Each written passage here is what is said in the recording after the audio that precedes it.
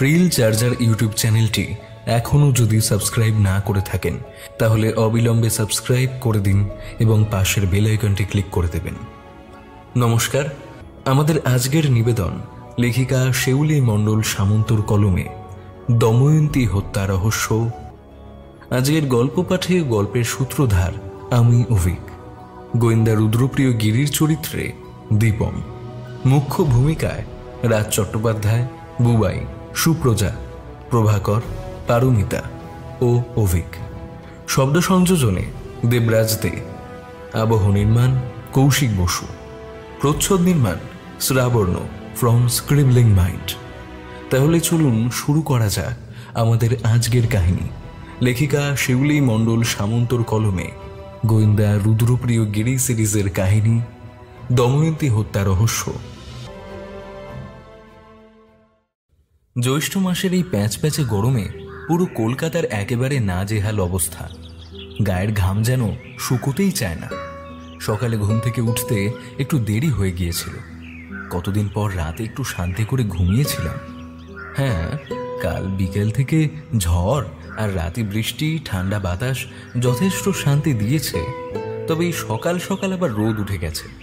বসার ঘরে এসে দেখি রুদ্র খবরের কাগজটা নিয়ে বসে আছে আর সামনে খালি চায়ের কাপ রাখা। রুদ্রর হাতে আপাতত কোনো কেস নেই, ও কদিন শুধু গল্পের বই পড়ে কাটাচ্ছে। রাতে ভালো ঘুমিয়েছে? দারুণ। না, আজ একবার প্রকাশনীতে যেতেই হবে। তুমি যাবে নাকি আমার সাথে? হ্যাঁ, গেলেও হয়। তেমন তো কিছু কাজও নেই, খালি ঘরে বসে থাকা। তার থেকে ঘুরে আসা ঢের ভালো। এমন সময় আমাদের টেলিফোনটা বেজে উঠতে রুদ্র উঠে গিয়ে রিসিভারটা কানে ধরল। হ্যালো, হ্যাঁ বলছি। কে? আচ্ছা আচ্ছা আচ্ছা, হ্যাঁ ঠিক আছে। কোথায়? ও হ্যাঁ হ্যাঁ, বুঝতে পেরেছি। আসছি, হ্যাঁ 30 মিনিটে চলে আসছি। না বৃশ্চিক, চটপট চা খেয়ে তৈরি হয়ে নাও, ওদের এক্ষুনি বেরোতে হবে। কে ফোন করেছিল? চটপট তৈরি হয়ে নাও, যেতে যেতে রাস্তায় বলছি। মিনিট 15-র মধ্যে আমি চা খেয়ে তৈরি হয়ে বেরিয়ে পড়লাম। একটা রিক্সা ডেকে উঠে বসলাম। আরে এবার তো বলো আমরা কোথায় যাচ্ছি? এই সামনেই বড় বাজারে, ওখানে হাই রোডের পাশেই পট্টনায়কের বড় দোতলা বাড়ি আছে না? পট্টনায়ক? ওই বড় মশলা বিক্রেতা? ওখানে কিছু হয়েছে? হ্যাঁ, ওই বাড়িতে একটা খুন হয়েছে।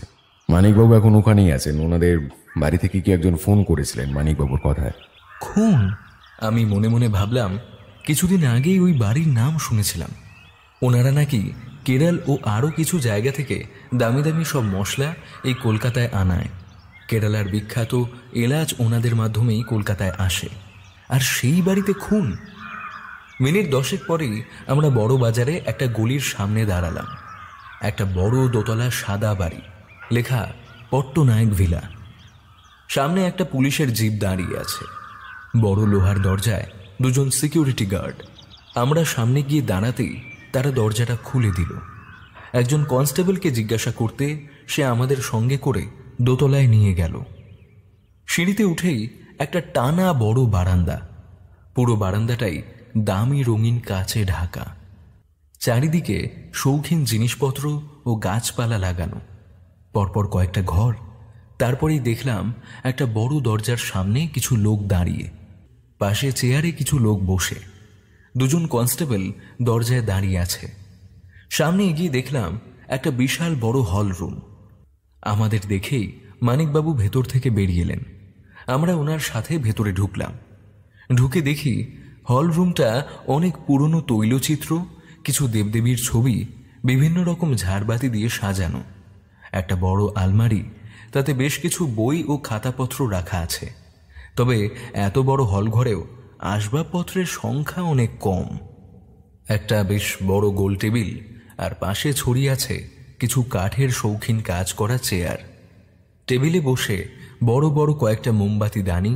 কিছু মোমবাতি পুরো শেষ হয়ে গেছে ও কিছু অবশিষ্ট রয়েছে। টেবিলে একটা জলের মগ, একটা সম্ভবত পানীয়ের পাত্র, কিছু কাঁচের গ্লাস, কয়েকটিতে একটু একটু করে জলও রয়েছে, আবার কয়েকটি খালি। কিছু পাত্রে রাখা বাদাম, কাজু, কিছু টুকটাক খাবারের অংশ। দেখে মনে হলো রাতে হয়তো এখানে ছোট কিছু অনুষ্ঠান ছিল। আর সেই টেবিল চেয়ার থেকে একটু দূরে একটা বেশ বড় সড়ো কাঠের নকশা করা গদি দেওয়া চেয়ার রয়েছে। টেবিলটা পেরিয়েই আমরা দাঁড়িয়ে গেলাম। নিচে একজন মহিলা পড়ে রয়েছেন। দামি একটা নীল রঙের সোনালি সুতোর কাজ করা শাড়ি পরে রয়েছেন।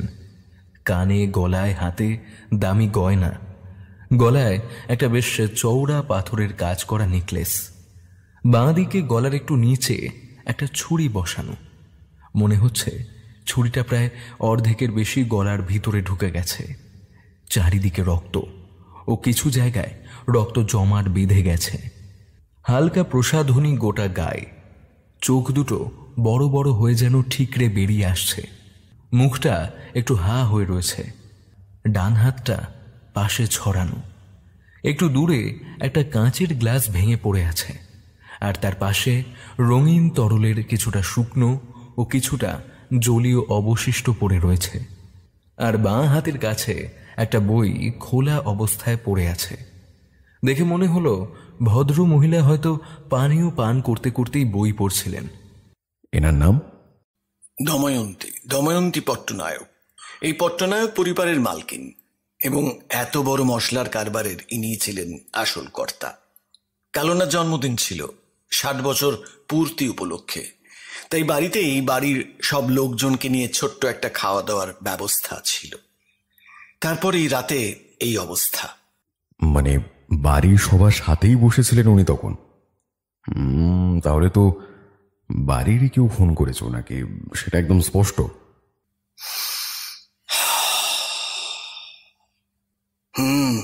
সেটা আমিও বুঝতে পেরেছি যে বাড়ির কেউ হয়তো এই কাজটা করেছে।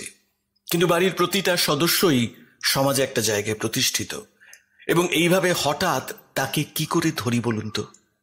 সন্দেহের তীর বলতে গেলে প্রায় প্রত্যেকের দিকেই আছে। কিন্তু অনুষ্ঠান শেষ হওয়ার পর উনি একা বসেই বই পড়ছিলেন। প্রায় দিন রাতেই উনি বই পড়ে ঘুমোতেন। কেসটা যতটা সহজ ঠিক ততটাই কঠিন, তাই না?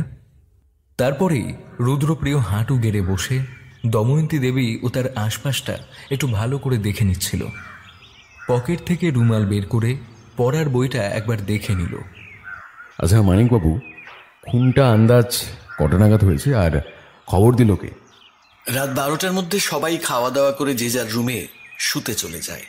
তারপর উনি ওনার একমাত্র বোনের সাথে বসে কিছুক্ষণ গল্প করছিলেন। রাত 1টার দিকে তিনিও তার রুমে চলে যান। তারপর ভোরবেলা কাজের লোক আসে এই ঘরটা পরিষ্কার করার জন্য। সেই এসে দেখে আর সবাইকে চিৎকার করে জাগিয়ে তোলে এবং থানায় ফোন করে। তার মানে ওনার বোন ওনাকে শেষ দেখেছিলেন, তাই তো? তারপর সম্ভবত উনি ওনার ঘরে শুতে যান এবং খুন হয়েছে রাত 1টা থেকে আজ সকালে পরিচারিকার আসার মধ্যবর্তী সময়। আচ্ছা মানিকবাবু, ময়নাতদন্তের লোক কখন আসবে? আর এই ছুরিটাও ভালো করে পরীক্ষা করে দেখবেন কোনো হাতের ছাপ বা অন্য কিছু পাওয়া যায় নাকি। রুদ্রপ্রিয় আরও বেশ কিছুক্ষণ ঘরের আশপাশটা, খাওয়ার টেবিল, চারিদিকটা ঘুরে ঘুরে দেখল। ততক্ষণে ময়নাতদন্তের লোক চলে এসেছে। সবাই এসে লাশ পরীক্ষা করল। গলার একটু নিচ থেকে ছুরিটা বের করে একটা প্যাকেটের মধ্যে রেখে দিল। গায়ে, হাতে চারিদিকটা ভালো করে দেখে নিল। না, আর কোথাও কোনো রকম আঘাতের চিহ্ন নেই। আমরা দুজন বাইরে বারান্দায় এসে দাঁড়ালাম। ততক্ষণে দরজার পাশ থেকে সবাই সরে গেছে। দেখলাম একজন বৃদ্ধ বাইরের চেয়ারে মুখ নিচু করে বসে আছে। তার পাশে আরেকজন বয়স্ক মতো মহিলা মাথায় হাত দিয়ে বসে আছেন। রুদ্রপ্রিয় আর আমি সেদিকে একবার চোখ বুলিয়ে নিয়ে আবার রাস্তার দিকে তাকালাম। বুঝতে পারলে কিছু? একজন 60 বছর বয়সী মহিলা, তাও আবার এত বড় একটা ব্যবসা চালাতেন। জন্মদিনের রাত্রে গলার কাছে ছুরি ঢুকিয়ে হত্যা করা হয়েছে। তাও সন্দেহ দিক বাড়ির সমস্ত লোক ও চাকর বাকরের দিকে। বাইরে থেকে কি কেউ আসলেও আসতে পারে? বাইরে ওই যে দুজন দারোয়ান দাঁড়িয়ে আছে। রাত্রে দারোয়ান না থাকলেও নিশ্চয়ই মেন দরজায় তালা লাগানো থাকে। বাইরে থেকে কেউ আসাটা খুব একটা সম্ভব নয়। না, বাড়ির সবার সাথে ভালো করে কথা বলতে হবে। তারপর আমরা দুজন এগিয়ে গেলাম সেই চেয়ারে বসে থাকা বৃদ্ধ ও সেই মহিলার দিকে। বলছি, শুনছেন? কে? আগে আমি রুদ্রপ্রিয় গিরি, আর ও আমার বন্ধু বৃশ্চিক চট্টোপাধ্যায়। আচ্ছা, তো আপনারা? আগে ওনারা আমার সাথেই আছেন। উনি বিখ্যাত গোয়েন্দা, আর উনি লেখক আর রুদ্র প্রিয় বাবুর সহায়ক। এই কাজে পুলিশের সম্পূর্ণ সহায়তা করবেন। আচ্ছা, নমস্কার নমস্কার। আমার নাম নিতাই রায়। দময়ন্তী আমার স্ত্রী, মানে ছিল আর কি। আর ও হলো দময়ন্তীর একমাত্র বোন বীণাপানি হালদার।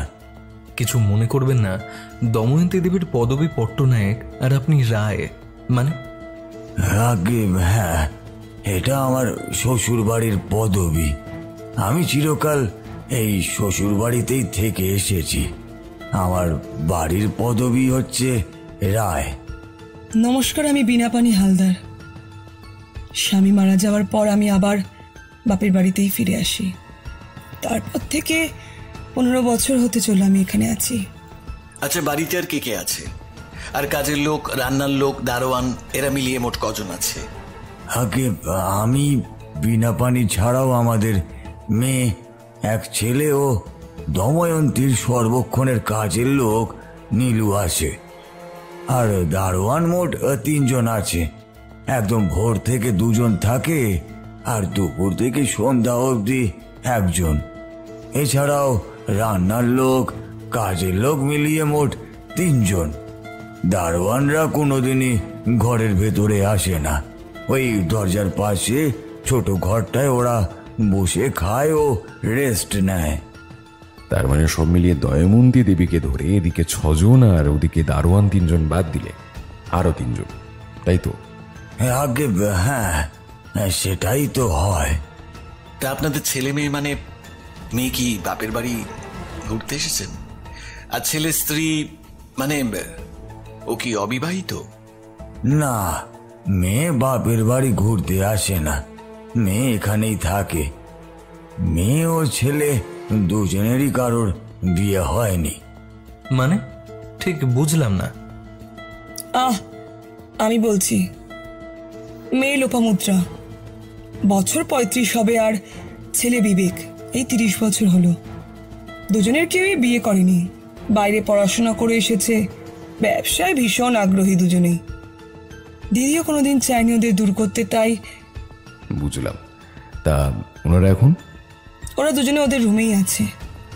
এই যে সামনে, হ্যাঁ ওই রুমটাই বিবেকের, আর তার পাশের রুমটা লোপামুদ্রার, আর ওই দিকের রুমটা দিদির।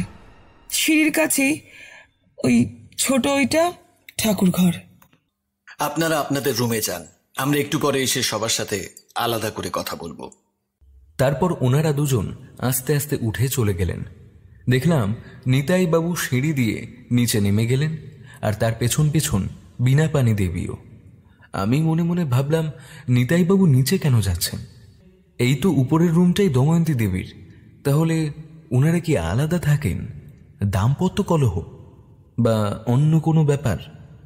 দেখলাম রুদ্র এই ব্যাপারটা দেখল। তারপর ময়না তদন্তের লোকেরা দময়ন্তী দেবীর লাশটা বার করে নিয়ে চলে গেল। একজন কনস্টেবলকে দরজায় পাহারা দিতে বলে আরেকজনকে মানিকবাবুর কাছে নিচে পাঠিয়ে দিল। কি বুঝছেন রুদ্রপ্রিয় বাবু?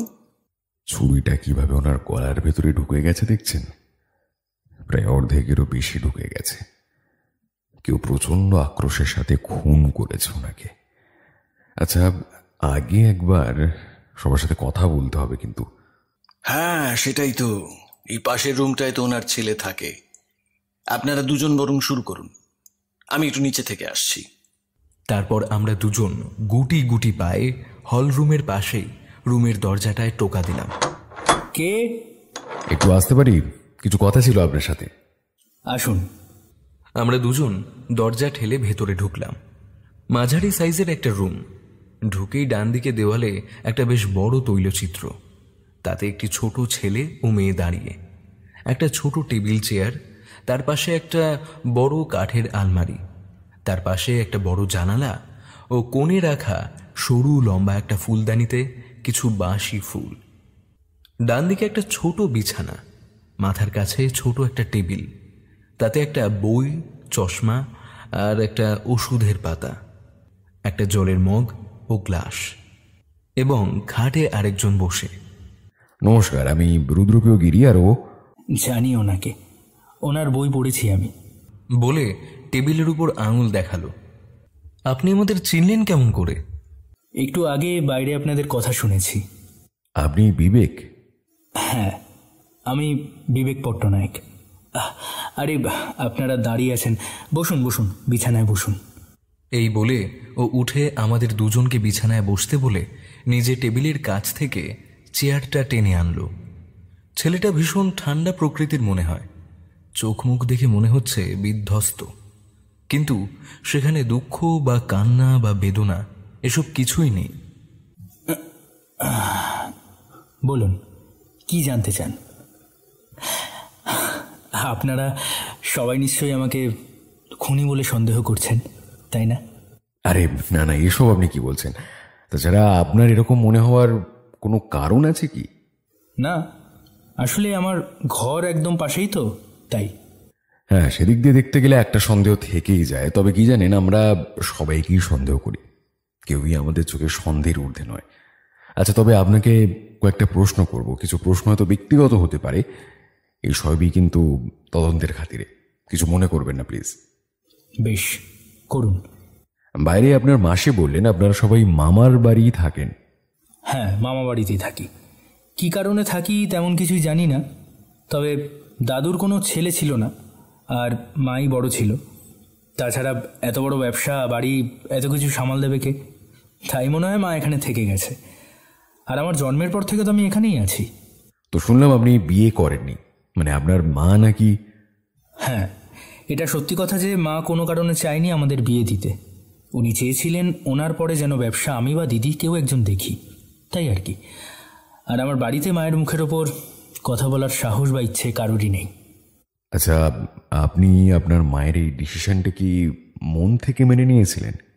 মাকে এই বাড়ির সবাই খুব শ্রদ্ধা করে, ভালোবাসে, তাই উনি যা বলেন সেটাই শেষ কথা। বললাম না, ওনার উপরে কথা বলার সাহস বা ইচ্ছে কারোরই নেই। আপনার মায়ের সাথে আপনার সম্পর্ক কেমন? মানে মানে আপনার মায়ের সাথে আপনার সম্পর্কটা আসলে কেমন? মানে কোনো মনোমালিন্য বা ঝগড়াঝাটি এমন কিছু? মা ছেলের সম্পর্ক যেমন হয় সেরকমই সাধারণত। উনি ওনার মতো ব্যবসা, এ বাড়িঘর সব কিছুই সামলাতেন। তা ব্যবসায় যোগদান করেছেন? দেখেন ব্যবসার কি হাল বা হিসাবপত্র এসব কিছু? মানে মা বলেছিলেন আরও কিছুদিন পর ব্যবসার ভার হয়তো দিলেও দিতে পারেন, না হলে আমি চাইলে ওনার সাথে ব্যবসায় যোগদান করতেই পারি। বুঝলাম। তা আপনার বাবার সাথে আপনার সম্পর্ক কেমন? এইসব প্রশ্ন একটু বেশি ব্যক্তিগত হয়ে যাচ্ছে না?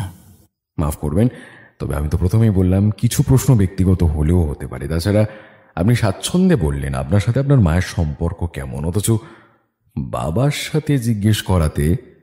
উনি ওনার মতন থাকেন আর আমরা আমাদের মতো। উনি কোনোদিন দেখেননি আমি কি খাচ্ছি, কি করছি, কেমন আছি। উনি সারাটা জীবন ওনার শ্বশুর বাড়িতে আয়েশ করেই জীবনটা কাটিয়ে দিলেন। আর আপনার দিদি? দিদি ভীষণ সৎ, খুব ভালো মানুষ। ওর ইচ্ছে ছিল সংসার করবার, অনেকবার চেষ্টাও করেছিল মাকে বোঝাতে, বাবাকেও বলেছিল অনেকবার, কিন্তু কারও কিছু করার ছিল না। এখন তো মাঝে মাঝে মায়ের সাথেই ব্যবসার খাতাপত্র বাকি কাজ দেখে। কিন্তু আপনার বাবা, উনি ব্যবসার কিছু দেখেন না? না, কোনোদিনও না। বেশ। কাল রাতে আপনি কখন ঘুমিয়েছেন? কালকে আমরা সবাই কম বেশি একটু পান করেছিলাম, তারপর ঘুম পেতে যে যার মতো উঠে আস্তে আস্তে চলে যাই। তাছাড়া সেই সময় রাত্রে খুব ঝড়ও হচ্ছিল, আর কারো বসে থাকতে ইচ্ছে হয়নি। আমি সবার আগে রুমে এসে শুয়ে পড়ি। বিশ্বাস করুন, আমি জানি না এটা কখন হয়েছে। আমি শোয়ার সময় শুধু শুনেছিলাম কিছু পায়ের শব্দ, মনে হয়েছিল কিছু লোক উঠে চলে যাচ্ছে। তারপর মা কতক্ষণ ওইখানে ছিল, কেন ছিল, কি করছিল আমি সত্যিই জানি না। নীলু কাকা চিৎকার করতে আমি তখনই বিছানা ছেড়ে উঠে গিয়েছিলাম। তারপরই দেখি ওই দৃশ্য। খুন তো এই ঘরের মধ্যে কেউ করেছে, তাই না?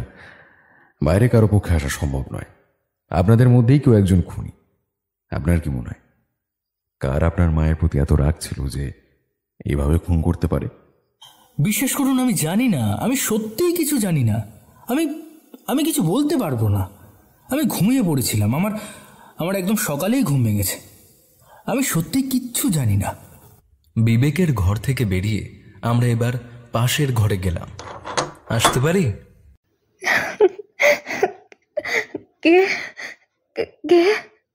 আরে আপনারা এখানে শুরু করলেন জিজ্ঞাসাবাদ?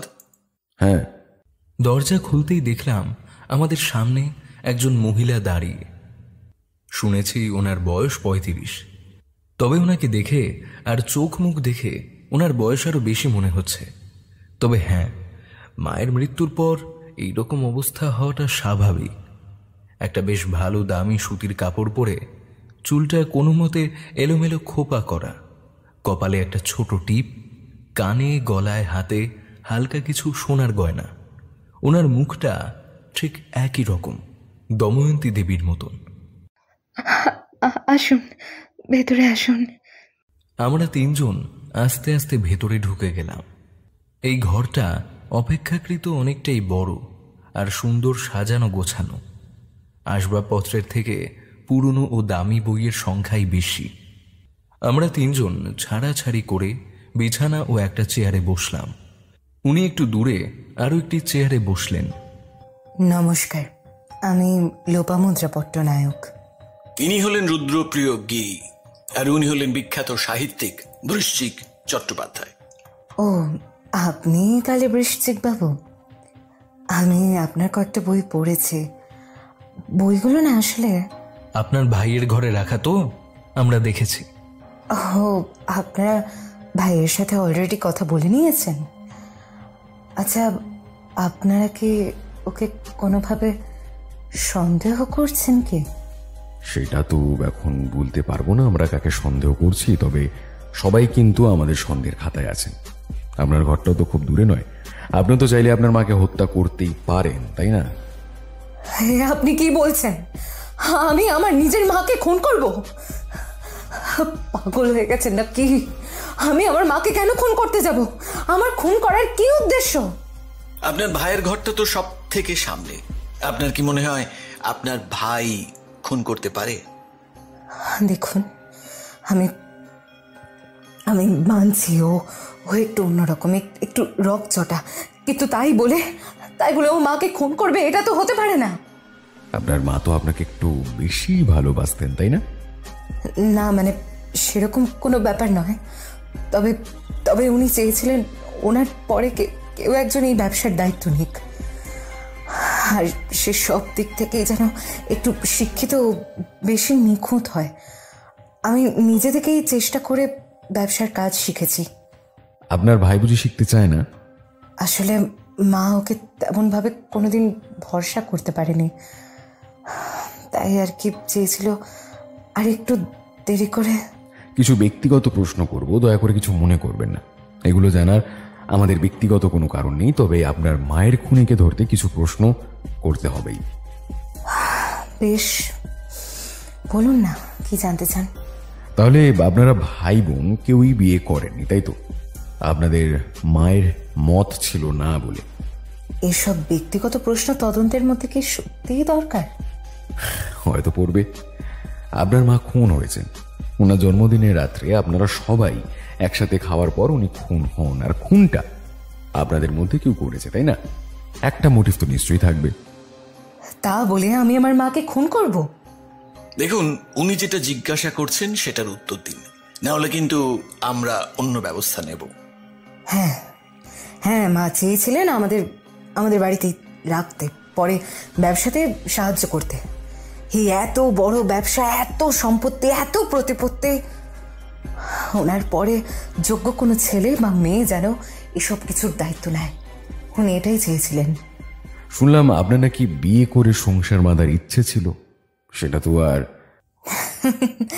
হ্যাঁ, ছিল। কিছু বছর আগে তো ছিল অন্তত। আমি নিজে যথাসাধ্য চেষ্টাও করেছিলাম যদিও। তা আপনার কোনো কাছের মানুষ ছিল বুঝি? হ্যাঁ, ছিল। কে? আমার বাবা। ও, তা আপনার ভাই? হ্যাঁ, তাও ছিল। ওর নাম রুদ্র, রুদ্র বিনায়ক মজুমদার। আমাদের দুজনেরই বিয়ের বয়স হয়েছিল, অনেক বছরের সম্পর্ক ছিল আমাদের। ও একটা ভালো কোম্পানিতে চাকরিও পেয়েছিল, ওর বাড়ি থেকে মেয়ে দেখা শুরু করেছিল। তারপর আমি তখনই মাকে অনেক বোঝানোরও চেষ্টা করি, কিন্তু না, মায়ের এক জেদ। আর ওনার মুখে কালি মাখিয়ে ওনাকে অসম্মান করে আমার পক্ষে বিয়ে করা কোনোভাবেই সম্ভব ছিল না। তাই অনিচ্ছা সত্ত্বেও আমি সম্পর্কটা ভেঙে দিই। তা আপনার নিশ্চয়ই রাগ হয়েছিল খুব। এত বছরের একটা সম্পর্ক, এত ভালো একটা ছেলে, এইভাবে সম্পর্কটা ভেঙে দিতে হয়? বছরের পর বছর এইভাবে ঘরে বসে আছেন, আর তো মনে হয় কোনোদিনই বিয়ে করতে পারবেন না, তাই না? আপনি যে কি বলতে চাইছেন আমি বেশ বুঝতে পারছি অফিসার। এতটাও বোকা আমি নই। হ্যাঁ, তা ঠিক, তখন খুব রাগ হয়েছিল, খুব। কিন্তু তাই বলে আমি সেই রাগ থেকে এত বছর পর আমি নিজের মাকেই মেরে দেব? অবশ্য পরে আমি বুঝেছিলাম যে মায়ের কথাটাই ঠিক। এই তো দেখুন, আমি এত সুন্দর ব্যবসা সামলাচ্ছি, বাড়ির বড় মেয়ের দায়িত্ব নিতে চাইছি। এটাই কম নাকি, তাই না? তা আপনার বাবার সাথে আপনার সম্পর্কটা শুনলাম খুবই ভালো। উনি নাকি খুব শান্ত প্রকৃতির, নিজের মতোই থাকতেন সবসময়। উনি কেন নেননি কোনো দায়িত্ব? আমার তখন ওই 4-5 বছর বয়স হবে বোধ হয়। দাদু হঠাৎ খুব অসুস্থ হয়ে পড়েন, আর তখন বাড়িতে তেমন কেউ ছিল না যে এত বড় ব্যবসা দেখাশোনা করতে পারে। তাই মা এক প্রকার জোর করে ওই বাড়ি থেকে বেরিয়ে আসেন দাদুকে দেখতে। আর তার ঠিক 1 বছর পর দাদু মারা যায়, আর তারপরে এই পুরো ব্যবসা মাই দেখাশোনা করেন। উনি আর কখনো বাবার বাড়ি ফিরে যাননি। তা বাবারও আর ফেরা হয়নি। তবে উনি কিন্তু কোনোদিনই মায়ের কোনো বিষয়ে বা ব্যবসার বিষয়ে মাথা গলাননি। উনি শুধু শুধু থেকেই গেলেন, ওই ঘর জামাই হয়েই থেকে গেলেন। না নিজের কোনো আত্মসম্মান আছে, না সম্পর্কের কোনো মর্যাদা। বাই দ্য ওয়ে, আর কিছু কি জানার বাকি আছে আপনাদের? আপনি বলতে পারবেন এই বাড়িতে আপনার মায়ের প্রতি কারো ক্ষোভ আছে কি? একটা মানুষকে তারই নিজের বাড়িতে, মানুষজন বলতে আপনারা এই কজন আর চাকর বাকর কিছু, খুন করলে এই কজনের মধ্যেই? Well, she was very strict and very honest. উনি খুবই কঠোর ছিলেন, কিন্তু কোনোদিনই চট করে রাখতেন না। কিন্তু কোনো কথার অমান্য হলে এটা তিনি একদম বরদাস্ত করতে পারতেন না। এই ঘরে যে যা করতো, কে কী খেত, সব কিছু মায়ের মতেই হতো। ওনার মুখের উপরে কেউ কোনো কিছু বলার কোনো দিন সাহস পেত না, আর কেউ সেটা করতেও না। কাউকে সন্দেহ হয় না? না। খাওয়া শেষ করে আপনি কখন শুতে এসেছিলেন কাল রাতে? খাওয়া শেষে আমরা সবাই কিছুক্ষণ গল্পগুজব করছিলাম। তারপরে খুব জোরে ঝড় ওঠে। নীলু কাকা এসে ঘরের সব মোমবাতিগুলো জ্বালিয়ে দেয়। তারপর সবার আগে ভাই উঠে যায়। কিছুক্ষণ পর আমিও উঠে চলে যাই, আর আমার পিছন পিছন বাবাও চলে গিয়েছিলেন।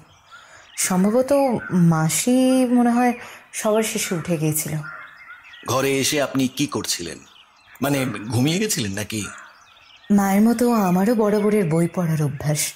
টেবিলে রাখা অভিজ্ঞানম শকুন্তলা ওইটাই পড়ছিলাম তখন। তবে বেশিক্ষণ পড়তে পারিনি, এই ধরুন আধ ঘন্টা। ওই আধ ঘন্টা পড়েই তারপর শুয়ে পড়ি আমি। ততক্ষণ অবধি তো সম্ভবত মাসি আর মায়ের গল্প শুনতে পেয়েছিলাম, যতদূর আমার মনে আছে। ঠিক আছে, আমরা এখন উঠি।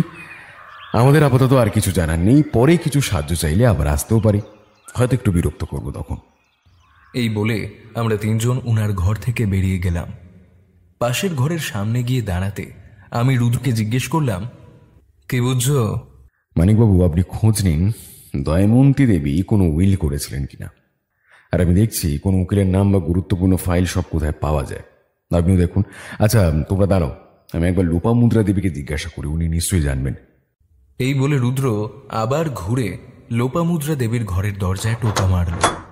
ভেতর থেকে দরজাটা খুলে যেতে রুদ্র ভিতরে ঢুকে গেল। আবার ঠিক 2 মিনিটের মাথায় হাসি মুখে বেরিয়ে এসে বলল, চলো, এই ঘরটা তো দয়ামন্তী দেবীর। মানিকবাবু, আমরা কিন্তু এবার এই রুমটা দেখব।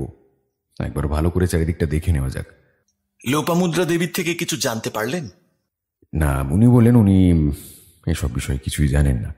একজন উকিল আছে যিনি ব্যবসা সংক্রান্ত বিভিন্ন কাজ, দলিল, এইসব ব্যাপারে ওনার মাকে সাহায্য করে। তবে উইলের ব্যাপারে উনি কিছুই জানেন না।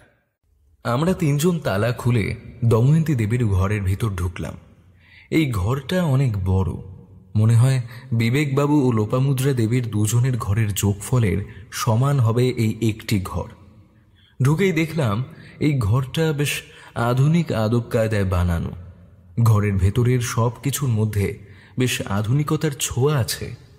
বাকি সবকটি ঘর থেকে এই ঘরটা অনেক আলাদা। ডান দিকে বড় জানালার সামনে একটা মাঝারি সাইজের বিছানা, খুব দামি বেড কভার নয়, তবে সুন্দর করে পাতা। বিছানার বাম পাশে একদম কোণে একটা টেবিল ল্যাম্প ও কিছু টুকটাক জিনিস। তার পাশেই একটা বেশ বড় সাইজের টেবিল, তাতে বেশ কিছু ফাইল, খাতা, ডায়েরি রাখা। একটা বেতের দামি চেয়ার। ঘরের ডান পাশে কোণ ঘেঁষে ছোট একটা বইয়ের র্যাক করা। ঘরের বাম পাশে আরেকটা ছোট গোল টেবিল, তাতেও কিছু বই, কিছু ফাইল, পেন, চশমা রাখা। বড় কাঠের সুন্দর কারুকার্য করা একটা আলমারি ও একটা ছোট্ট ড্রেসিং টেবিল। সেখানে বেশ কিছু মেয়েদের প্রসাধনী রয়েছে।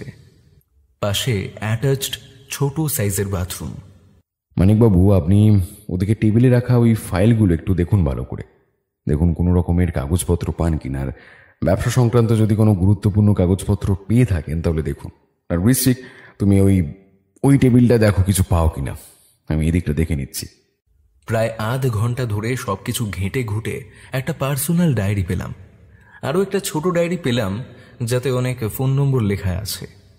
রুদ্র কিছু ওষুধ পেল যেগুলো কিনা রাত্রে ঘুম না হলে এবং মানসিক চাপ থাকলে এরকম অবস্থায় মানুষ খায়। আর মানিকবাবু ব্যবসা, টাকা পয়সা সংক্রান্ত কিছু কাগজপত্র পেলেন। সেগুলো কিন্তু বেশ সন্দেহজনক, তবে কোনো দলিল বা ওই জাতীয় কিছু পেলাম না কেউ। মানিকবাবু, আপনি আগেই কাগজপত্র, ডায়েরি এগুলো সব নিচে জিপে রেখে আসুন। আমরা একটু ঠাকুর ঘরটা দেখে নিই, তারপরে নিচে যাব। ছোট একটা ঠাকুর ঘর। সেখানে একদিকে লোকনাথ, একদিকে মা কালী ও একটা মাঝারি সাইজের শিবলিঙ্গ বসানো। মন্দিরে কিছু বাসি ফুল পড়ে আছে। মন্দিরের পেছন দিকে বড় জানলাটা বন্ধ। মানিকবাবু ভালো করে ঠাকুর প্রণাম করে নিচে চলে গেলেন। ঠাকুর ঘরের দরজাটায় আবার শেকল তুলে আমরা বারান্দায় এসে দাঁড়ালাম। ঋষিক, অনেকটাই বেলা হয়ে গেছে, আজ গরমটা অনেক বেশি। হ্যাঁ, কাল ঝড় বৃষ্টির পর আজ তাপটা যেন আরো বেশি। চলো এবার এই বেলা জিজ্ঞাসাবাদ না, একবার এনাদের অফিসে যেতে হবে। কেন, হঠাৎ কি হলো? এখনো তো। আবার বিকেলে আসবো, এখন আর ভাল লাগছে না। চলো অফিসটা ঘুরে যাই। এই বলে আমরা নিচে নামবো এমন সময় দেখলাম লোপামুদ্রা দেবীর ঘরের দরজাটা খুলে গেল। এ কি, আপনাদের এখনো জিজ্ঞাসাবাদ শেষ হয়নি? আপনি কোথাও যাচ্ছেন বুঝি? ওনাকে দেখে মনে হচ্ছে উনি যেন কোথাও বেরোচ্ছেন। চুলটা মোটামুটি খোঁপা করা, একটা ভালো সুতির কাপড় পরে বেরিয়ে এলেন। হ্যাঁ, মানে এই একটু অফিসে যাচ্ছিলাম। আজ কিছু মশলার গাড়ি পশ্চিমবঙ্গের বাইরে যাচ্ছে, তাই এই সময় একটু থাকতে হয় আর কি। ওই হিসেবপত্র, খাতাপত্র এগুলো সব মিলিয়ে দেখে নিতে হয়। ওখানে একজন ম্যানেজার আছেন বটে, কিন্তু মা এই সময়গুলো নিজে দাঁড়িয়ে থাকতো তো, তাই আমিও ভাবলাম যদি। ও বুঝলাম, আমিও ভাবছিলাম আপনাদের অফিসটা একবার ঘুরে দেখবো। তাহলে চলুন একসাথে যাওয়া যাক। হ্যাঁ, আসুন। কোথায় যাচ্ছেন আপনারা? এই অফিসটা দেখতে। আর বাকি জিজ্ঞাসাবাদ? বিকেলে আসবো, আপনিও চলুন আমাদের সাথে। আপনারা ওখানে যান, কথা বলুন। আমি কাল এসে ভালো করে সবাইকে জিজ্ঞাসাবাদ করব। এখন একবার থানায় যেতে হবে আমাকে। আসছি আমি, কেমন? তারপর আমরা 3 জন নিচে নেমে গেলাম। মেন গেট থেকে বেরিয়ে ডান দিকে দেখলাম কটা বড় মালবাহী গাড়ি দাঁড়িয়ে। তারপর পাশে একটা গেট দেওয়া জায়গায় ঢুকে গেলাম। দেখলাম কিছু লোক একটা জায়গায় দাঁড়িয়ে গোল করে কিছু আলোচনা করছে। আমরা একটু পেছনে দাঁড়িয়ে রইলাম। লোপামুদ্রা দেবী এগিয়ে গেলেন সবার কাছে। একজন এগিয়ে এলেন, ইনি ম্যানেজার মনে হয়, ভালো করে জামা প্যান্ট পরা, বছর 50 বয়স হবে। লোপামুদ্রা দেবীর মাথায় হাত দিয়ে বুলিয়ে দিলেন। বুঝলাম লোপামুদ্রা দেবীর খুব কাছের উনি। কিছুক্ষণ কান্নাকাটি ও সবার সমবেদনা প্রকাশের পর লোপামুদ্রা দেবী ও আমরা এবং আরও কিছু লোক ঢুকে গেলাম সেই হল ঘরটির ভেতরে। দেখলাম একপাশে কিছু ড্রাইভার গোছের লোক বসে আছে। যা হবার হয়েছে, এবার যে যার কাজে লেগে পড়ে। আমি আর রুদ্র কিছুক্ষণ সেই ম্যানেজারের সাথে কথা বললাম। বুঝলাম ব্যবসা খুব ভালো চলছে। দময়ন্তী দেবী তার নিপুণ হাতে ও কঠোর পরিশ্রমে ব্যবসাটাকে এত বছর এইভাবে দাঁড় করিয়ে রেখেছেন এবং সময়ের সাথে সাথে ব্যবসাটার আরও উন্নতি হচ্ছিল। হ্যাঁ, বেশ কিছু বিপক্ষ দল রয়েছেই কলকাতার বাজারে, তবে ওনার ধারে কাছেও কেউ নয়। যেমন নিষ্ঠাবান, তেমনি এই কোম্পানির প্রত্যেকটা মানুষকে উনি খুব ভালোবাসতেন ও সম্মান করতেন। প্রত্যেকের সময়, সুবিধা, অসুবিধা সব কিছু বুঝতেন। তার এইভাবে মৃত্যুতে এবার এত বড় ব্যবসাটাকে দেখবে, সেটা নিয়ে ম্যানেজার খুবই চিন্তিত। সেটা ওনার কথাবার্তায় বেশ বোঝা গেল। হঠাৎ এইভাবে খুন, এখানে কোনো কর্মীর কারো সাথে কোনো রকম ঝগড়াঝাঁটি, অশান্তি, ঝামেলা ছিল না। আর তারই 10 বছরের চাকরি জীবনে সরাসরি কারো সাথে ঝগড়াঝাঁটি, অশান্তি হতেও দেখেননি। তবে কে খুন করতে পারে এভাবে? দময়ন্তী দেবীর ব্যক্তিগত জীবনের কিছু প্রশ্ন করতে উনি বললেন উনি তেমন কিছুই জানেন না, এবং যদি কিছু জানেনও সেটা উনি বলতে চান না। এটা ওর ধর্ম ও কর্মের বিরুদ্ধে। এখানে আর জানার মতো কিছু নেই। চলো এবারের জন্য ঘরে ফিরে যাক, বিকেলে আবার আসবো। রুদ্রপ্রিয় বাবু, 1 মিনিট।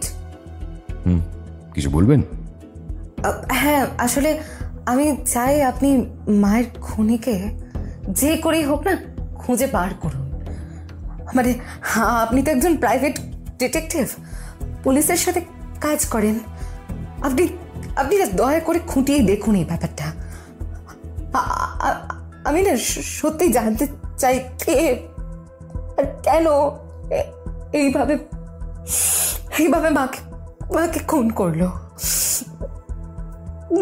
মা সত্যি খুব ভালো মানুষ ছিলেন। বাড়িতে এমন কেউ নেই যে মাকে ভালোবাসে না, সম্মান করে না। আর তার উপর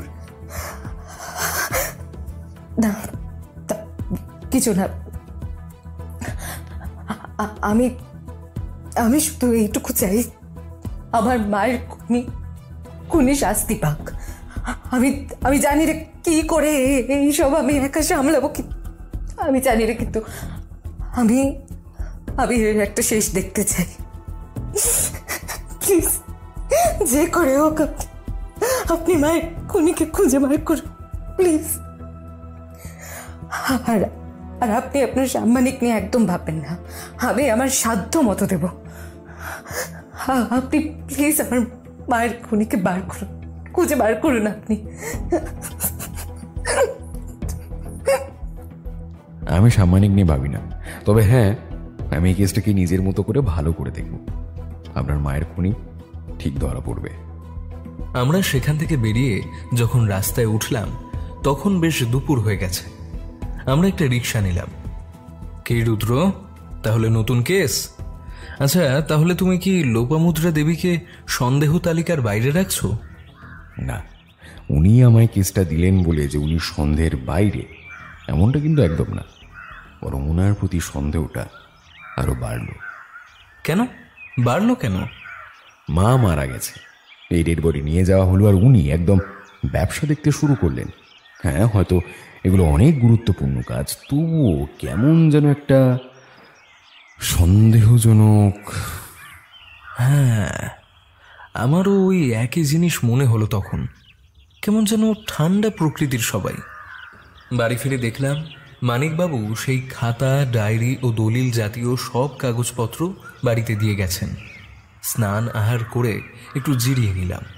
তবে ঘরে আসা থেকে এখনো অবধি রুদ্র এই বিষয়ে একটাও কথা বলেনি। তবে ও যে কিছু ভাবছে সেটা ওর কপালে পড়া ভাঁজ দেখে বোঝা যাচ্ছে। ও না শুয়ে দেখলাম সেই ডায়েরি ও কাগজগুলো নিয়ে রুমে ঢুকে গেল। বিকেল 5টায় একটু রোদটা কমতে আমরা দুজন আবার বেরিয়ে গেলাম পট্টনায়ক বাড়ির উদ্দেশ্যে। আমরা দুজন বড় গেটের সামনে দাঁড়াতেই পাহারায় থাকা একজন কনস্টেবল আমাদের দরজা খুলে দিল। ভেতরে ঢুকতেই দেখলাম সামনের বড় বারান্দায় বেশ কিছু লোকজনের ভিড়। একপাশে চেয়ারে নিতাইবাবু বসে আছেন। বিনাপানি দেবী সবাইকে শরবত দিচ্ছেন, সাথে কাজের লোক আছে। আর লোপামুদ্রা দেবী সবার সাথে কথা বলছেন। সেই সকালের শাড়িটাই পরে আছেন, দেখে মনে হচ্ছে উনি হয়তো কেঁদেছেন। আমরা বারান্দায় দাঁড়াতেই লোপামুদ্রা দেবী আমাদেরকে দেখে সামনে এগিয়ে এলেন। আপনারা আর আসুন না, আসুন। কি হচ্ছে এখানে, এত লোকজন? ওই ওনারা বিভিন্ন ছোটোখাটো ব্যবসায়ী। মায়ের মৃত্যুর সংবাদ পেয়ে একটু আগেই সবাই এসেছেন। এই এবার চলে যাবেন। বললাম যে পুলিশ তদন্ত করছে। কিন্তু রুদ্রপ্রিয়বাবু, আপনার কাছে না আমার একটা অনুরোধ আছে। আপনি না কাউকে জানতে দেবেন না যে আমি আপনাকে পার্সোনালি এইসব বিষয়ে খোঁজ খবর চালাতে বলছি। যদি কখনো কোনো অসুবিধা হয় আপনার তদন্তের কাজে, তখনই না হয় আমি সবাইকে বলবো। তার আগে আমি চাই না এটা কেউ জানুক বা কেউ কিছু মন্তব্য করুক এই নিয়ে।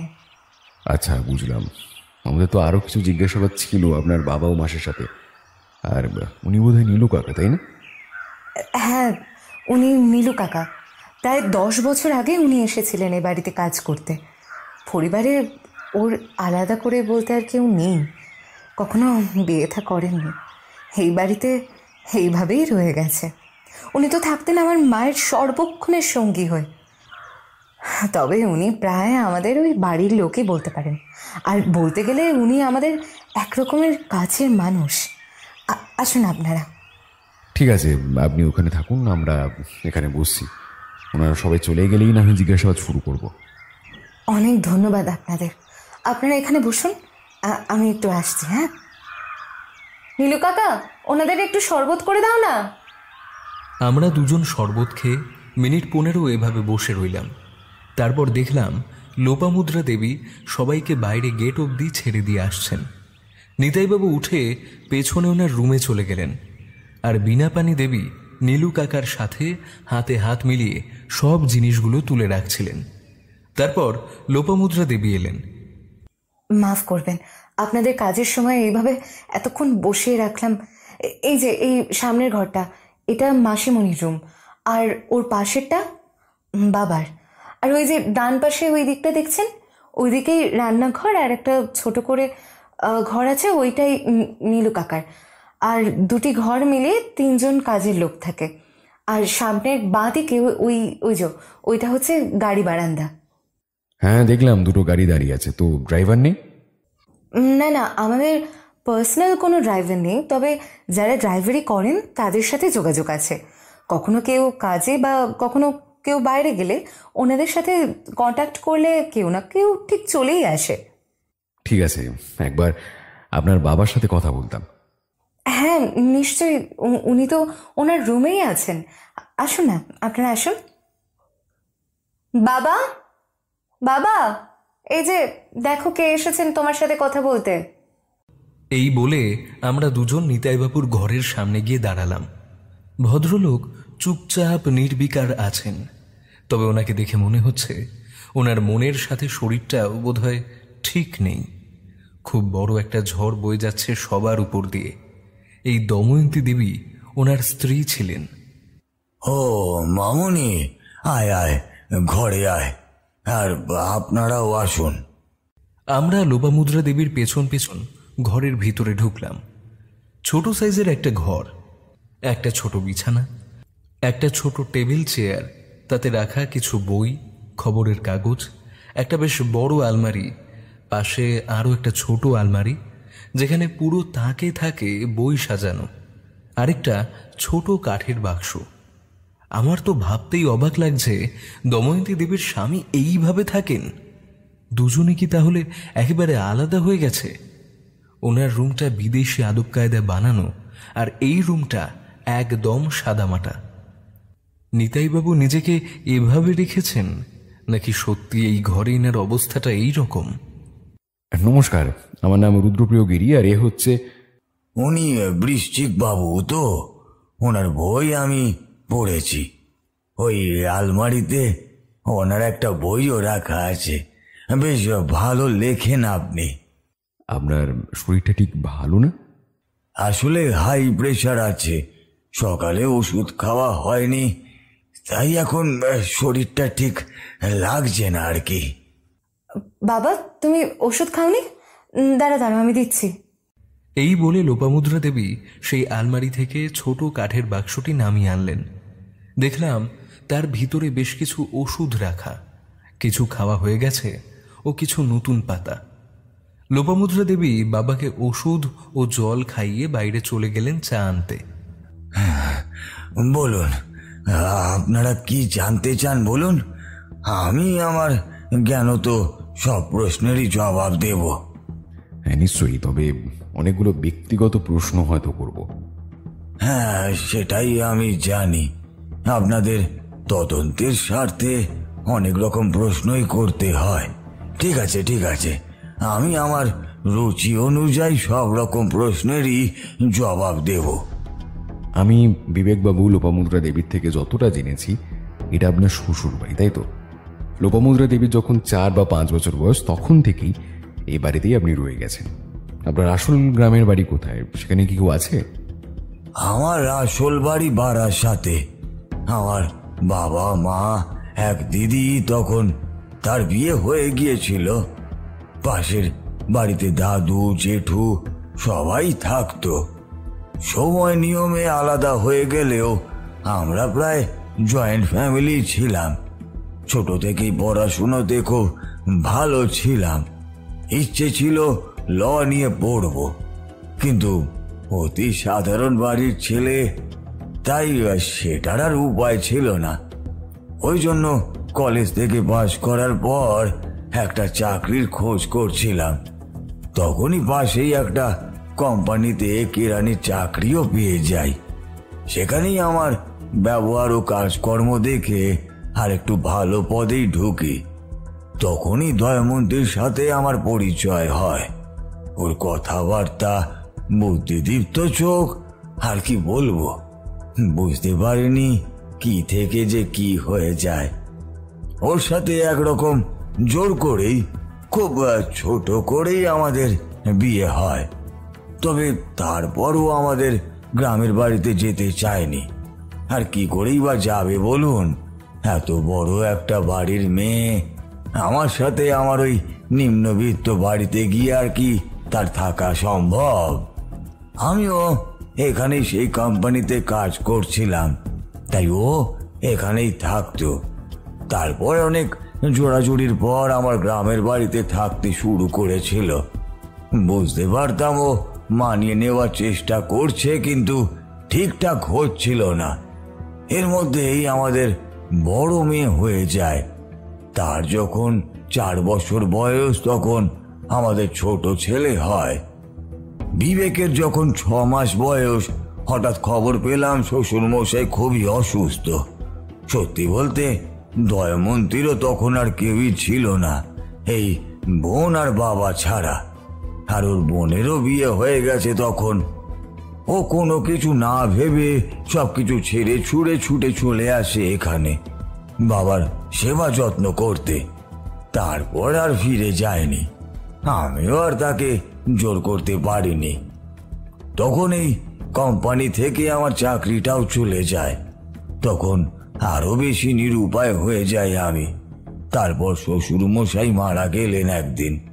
আর কি, এই সব কিছু, এত বড় ব্যবসা, এত বড় বাড়ি, সবকিছু দেখার দায়িত্ব ওর একার ঘাড়ে এসেই পড়ল। আর ওই ছেলে মেয়েকে সামলে সবকিছু দায়িত্ব বুঝে নিতে শুরু করলো। আমি চেষ্টা করেও কিছু করতে পারিনি। আমার আর বাড়ি ফেরাও হয়নি। মাঝখানে কয়েকবার বাড়ি গিয়েছিলাম ওই একাই। তারপর মা বাবার মৃত্যুর পর আর কেউই রইল না ফিরে যাওয়ার মতো। এদিকে বেকার ঘর জামাই হয়েই রয়ে গেলাম। আস্তে আস্তে আমাদের সম্পর্কটা কেমন যেন নিস্তেজ হয়ে পড়েছিল।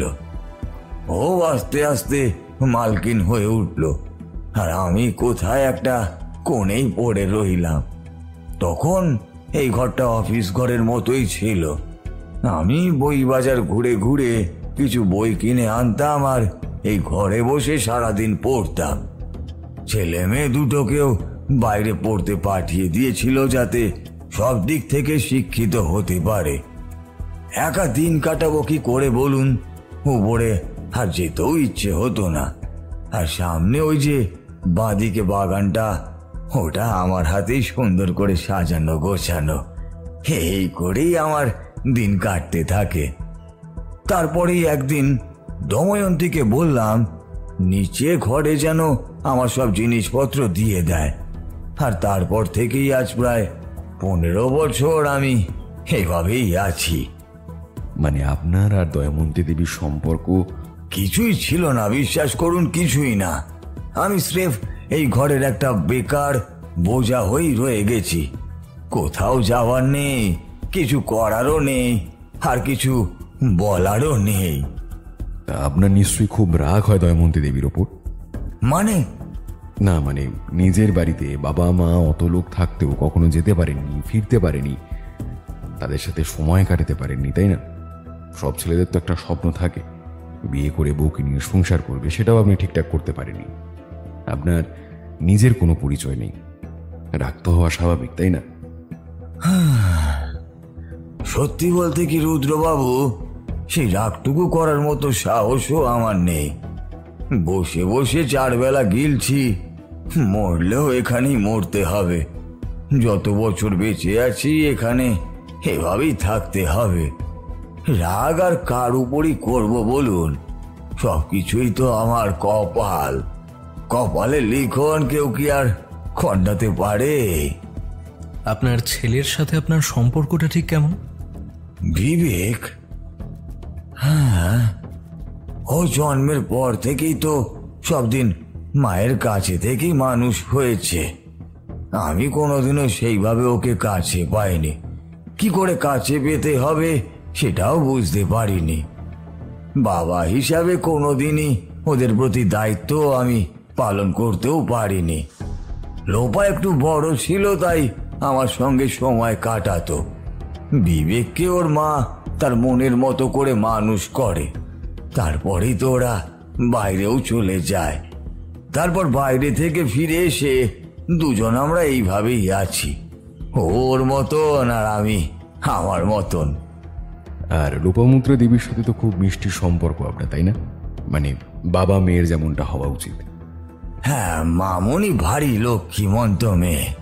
তবে বাবা হিসেবে সারা জীবন আমার একটাই ক্ষোভ রয়ে গেল, ওর সুখের সংসারটা আর হলো না।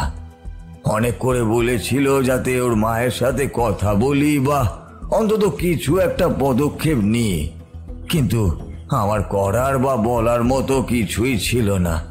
সব দিক থেকেই নিরুপায় আমি, আজও নিরুপায়।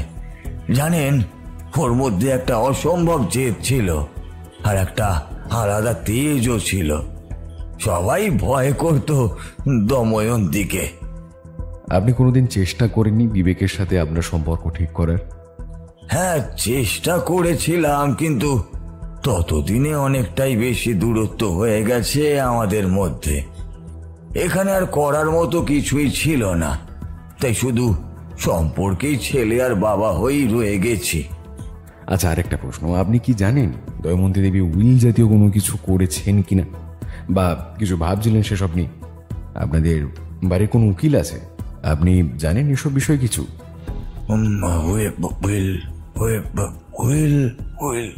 উইল? হ্যাঁ, একটা মনে হয় আছে। মানে ও হয়তো একবার করেছিল। সেটা ওই যে উকিল ওর ব্যবসা সবকিছু দেখে, তার কাছেই করা ছিল। একবার সে বিষয়ে আলোচনা হয়, কিছু লেখালেখিও হয়েছিল, কিন্তু সেটা ফাইনাল কতদূর কি ও করেছিল সে বিষয়ে আমি সত্যি কিছু জানি না। কাল আপনি কখন উঠে আসেন ওখান থেকে? বিবেক উঠে যাওয়ার 5 থেকে 7 মিনিট পর মামুনিও উঠে যায়। আমারও আর ভালো লাগছিল না, এমনিতেই এসব তেমন ভালো লাগে না, তাই মামুনি উঠে যাওয়ার পর আমিও উঠে যাই। তখন বীণাপানি আর দময়ন্তী বসে কথা বলছিল। দময়ন্তী দেবী মারা গেছে মানে এবার তো এই পুরো বাড়ি, ব্যবসা, সবকিছু তো আপনি আর আপনার ছেলে মেয়ে পাবেন, তাই না? আপনি কথায় কথায় ঠিক কোন দিকে যাচ্ছেন সেটুকু বোঝার ক্ষমতা আমার রয়েছে রুদ্রপ্রিয় বাবু। দেখুন, এত বছরে আমি এই ব্যবসার প্রতি কোন রকম কোনো আগ্রহ দেখাইনি। এখনো ব্যবসার প্রতি আমার কোনো আগ্রহই নেই। সবকিছু ছেলে মেয়েরাই পাবে। তাছাড়া ওর বোন আছে, তারও তো কিছু ভাগ আছে নাকি? আমি এই সব কিছু ভাবিনি। আপনারা এখন আসতে পারেন, যান।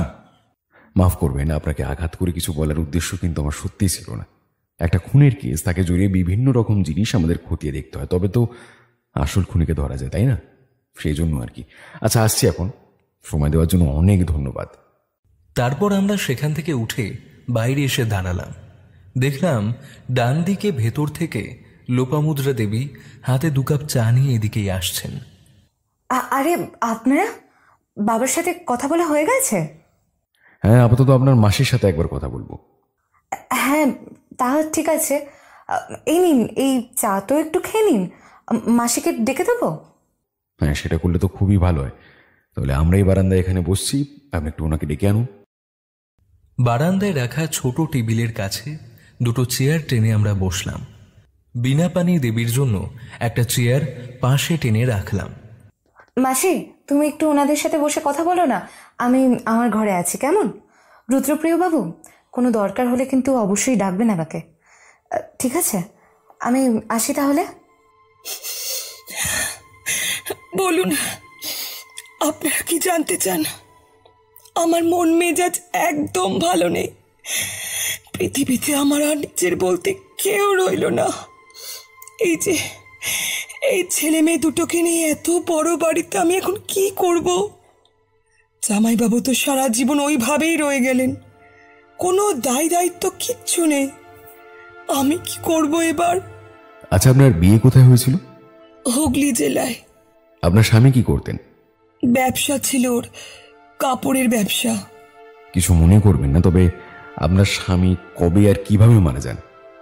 ওর কাপড়ের ব্যবসা ছিল, নিজের কারখানা ছিল, সেখানে কাপড়ের রং করা হতো, সুতোর কাজ করা হতো।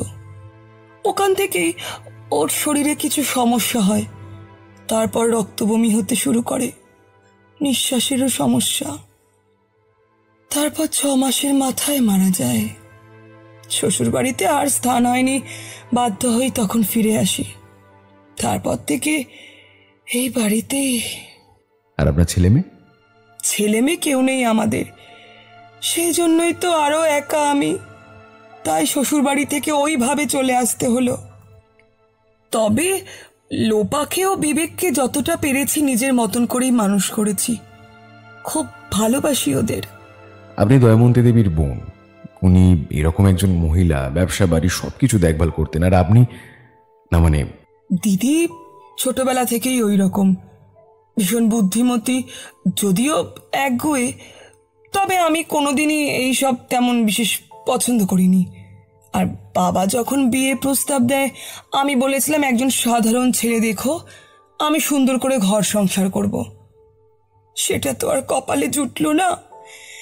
এখানে এসেই আমার পুজো পাঠ করা, এত বড় ঘরের দায়িত্ব, সব কিছু করেছি। দিদি ঘরের প্রত্যেকটা জিনিস দেখত, কার কি লাগবে, কার কি দরকার, আর আমি এভাবেই সবার জন্য সব কিছু করি। এতগুলো মানুষ, কে কি খাবে, কোথায় কতটা জিনিস লাগবে, কি কি রান্না হবে, ঠিক সময় ঠাকুর পুজো, ঠাকুরের জিনিসপত্র, ঠাকুরের কাজ, এইসব আমি করি। তবে সত্যি বলতে গেলে দিদি ছিল আমাদের বাড়ির পুরুষ। আর ওইভাবে চলে গেল। তা আপনার কোনোদিন মনে হয়নি যে আপনিও ব্যবসা দেখবেন, দময়ন্তী দেবীর মতো সবকিছু সামলাবেন? বিশ্বাস করুন, সত্যি কোনোদিনও ইচ্ছে হয়নি ব্যবসা দেখতে। যেমন আছি এই অনেক ভালো আছি। আপনার দিদি মারা যাওয়ার পর এবার তো পুরো বাড়ি সবকিছুর আপনিই মালিক, তাই না? দিদি বেঁচে থাকলে তো কোনোদিনই এভাবে সবকিছু আপনার হতো না। হ্যাঁ, আপনি আপনি কি বলতে চাইছেন? আপনি কিন্তু আপনার সীমা অতিক্রম করছেন। দিদি কাল রাতে মারা গেছে, এখন আমরা দেহ পাইনি, আর আপনি আপনি এইভাবে কথা বলছেন? আপনি তো আপনার দিদির সাথে কাল সবার শেষ অব্দি বসেছিলেন, তাই না? প্রথমে বিবেকবাবু, তারপর লোপামুদ্রা দেবী, তারপর নিতাইবাবু চলে আসেন। আপনি আরো অনেকক্ষণ আপনার দিদির সাথে গল্প করছিলেন। হ্যাঁ, করছিলাম তো। তার মানে আপনি শেষ আপনার দিদিকে জীবন্ত অবস্থায় দেখেছিলেন, তাই তো? হ্যাঁ হ্যাঁ, মানে আমি দেখেছিলাম। তো কি কথা হচ্ছিল দুজনের মধ্যে? না মানে দু বোনের মধ্যে বিভিন্ন বিষয়ে কথাবার্তা থাকতেই পারে। যদি আপনার কোনো অসুবিধা না থাকে তাহলে বলতে পারেন, সেই রকম বিষয় কিছু যদি আলোচনা হয়। না, সেরকম কোনো বিষয় আলোচনা হচ্ছিল না। কালকে ওর জন্মদিন ছিল, সারাদিন খুবই খুশি ছিল। আর আপনারা দেখলেনই তো, আজ সকালে দুটো খুবই বড় বড় কাজ ছিল। অনেক দূরে সম্ভবত কিছু মশলা যাওয়ার কথা ছিল, খুব দামি মশলা এগুলো। ও সেই নিয়ে একটু চিন্তায় ছিল। তাছাড়া যারা ওর প্রতিপক্ষ ছিল এই বাজারে, তাদের সাথে সম্ভবত কোনো অসুবিধে চলছিল ওর। না মানে সরাসরি ঝগড়াঝাটি কিছু নয়, তবে হয়তো কিছু ছিল, আর সেটা নিয়ে ও একটু চিন্তিত ছিল। তারপর আমরা আমাদের ছোটবেলা থেকে ভীষণ বই পড়তে ভালোবাসি। আপনিও তো দেখেছেন, এই বাড়ির প্রত্যেকেই বই পড়তে খুব ভালোবাসে। আমি কদিন আগেই উপনিষদ পড়ছিলাম। ও পড়বে করে ওর আর সময় হয়নি, তাই আমাকে জিজ্ঞাসা করছিল সেই বিষয়ে। তারপর আরও ছোটবেলার কিছু কথা, এছাড়া সেই রকম কোনো কথা হয়নি। তারপর আমাকে আবার ভোরবেলা উঠতে হবে, ঠাকুর পুজো থাকে, সেজন্য আমি শুতে চলে যাই। ওকে বলেছিলাম অনেক রাত হয়ে গেছে, তাও প্রায় রাত 1টা বাজে। ও বলল না, ও নাকি বইটা শেষ না করে শুতে যাবে না, ওর শান্তি হবে না। আমি কোনোদিনই সুরাপান করি না, কিন্তু যখন দেখলাম ও গ্লাসে কিছুটা ঢেলে নিয়ে বইটা খুলে বসলো, তারপর আমি আর কি করব, তাই নিচে চলে এলাম। নিচে এসে ঘুমিয়েছিলেন? আর আপনার পাশে তো নিতাইবাবুর ঘর, উনি কি ঘুমিয়ে পড়েছিলেন? কোনো শব্দ পেয়েছিলেন? নিচে এসে তো মনে হয়েছিল উনি ঘুমিয়ে পড়েছিলেন, কোনো রকম কোনো শব্দ পাইনি। আমি একটু হজমের ওষুধ আর জল খেয়ে কিছুক্ষণ বিছানায় বসেছিলাম। তারপর জানালাটা লাগিয়ে ঠাকুরের নাম করে শুয়ে পড়ি। কাল রাতে খেতে বসার আগে নীলুকে বলেছিলাম শুয়ে পড়তে। একদম ভোরে তাড়াতাড়ি উঠে ওপরে সব কিছু ভালো করে পরিষ্কার করে স্নান করে ঠাকুর ঘর পরিষ্কার করে আমি গিয়ে পুজো করব। ও তো সেই মতোই ভোরে উঠে যায়, আর আর তখনই।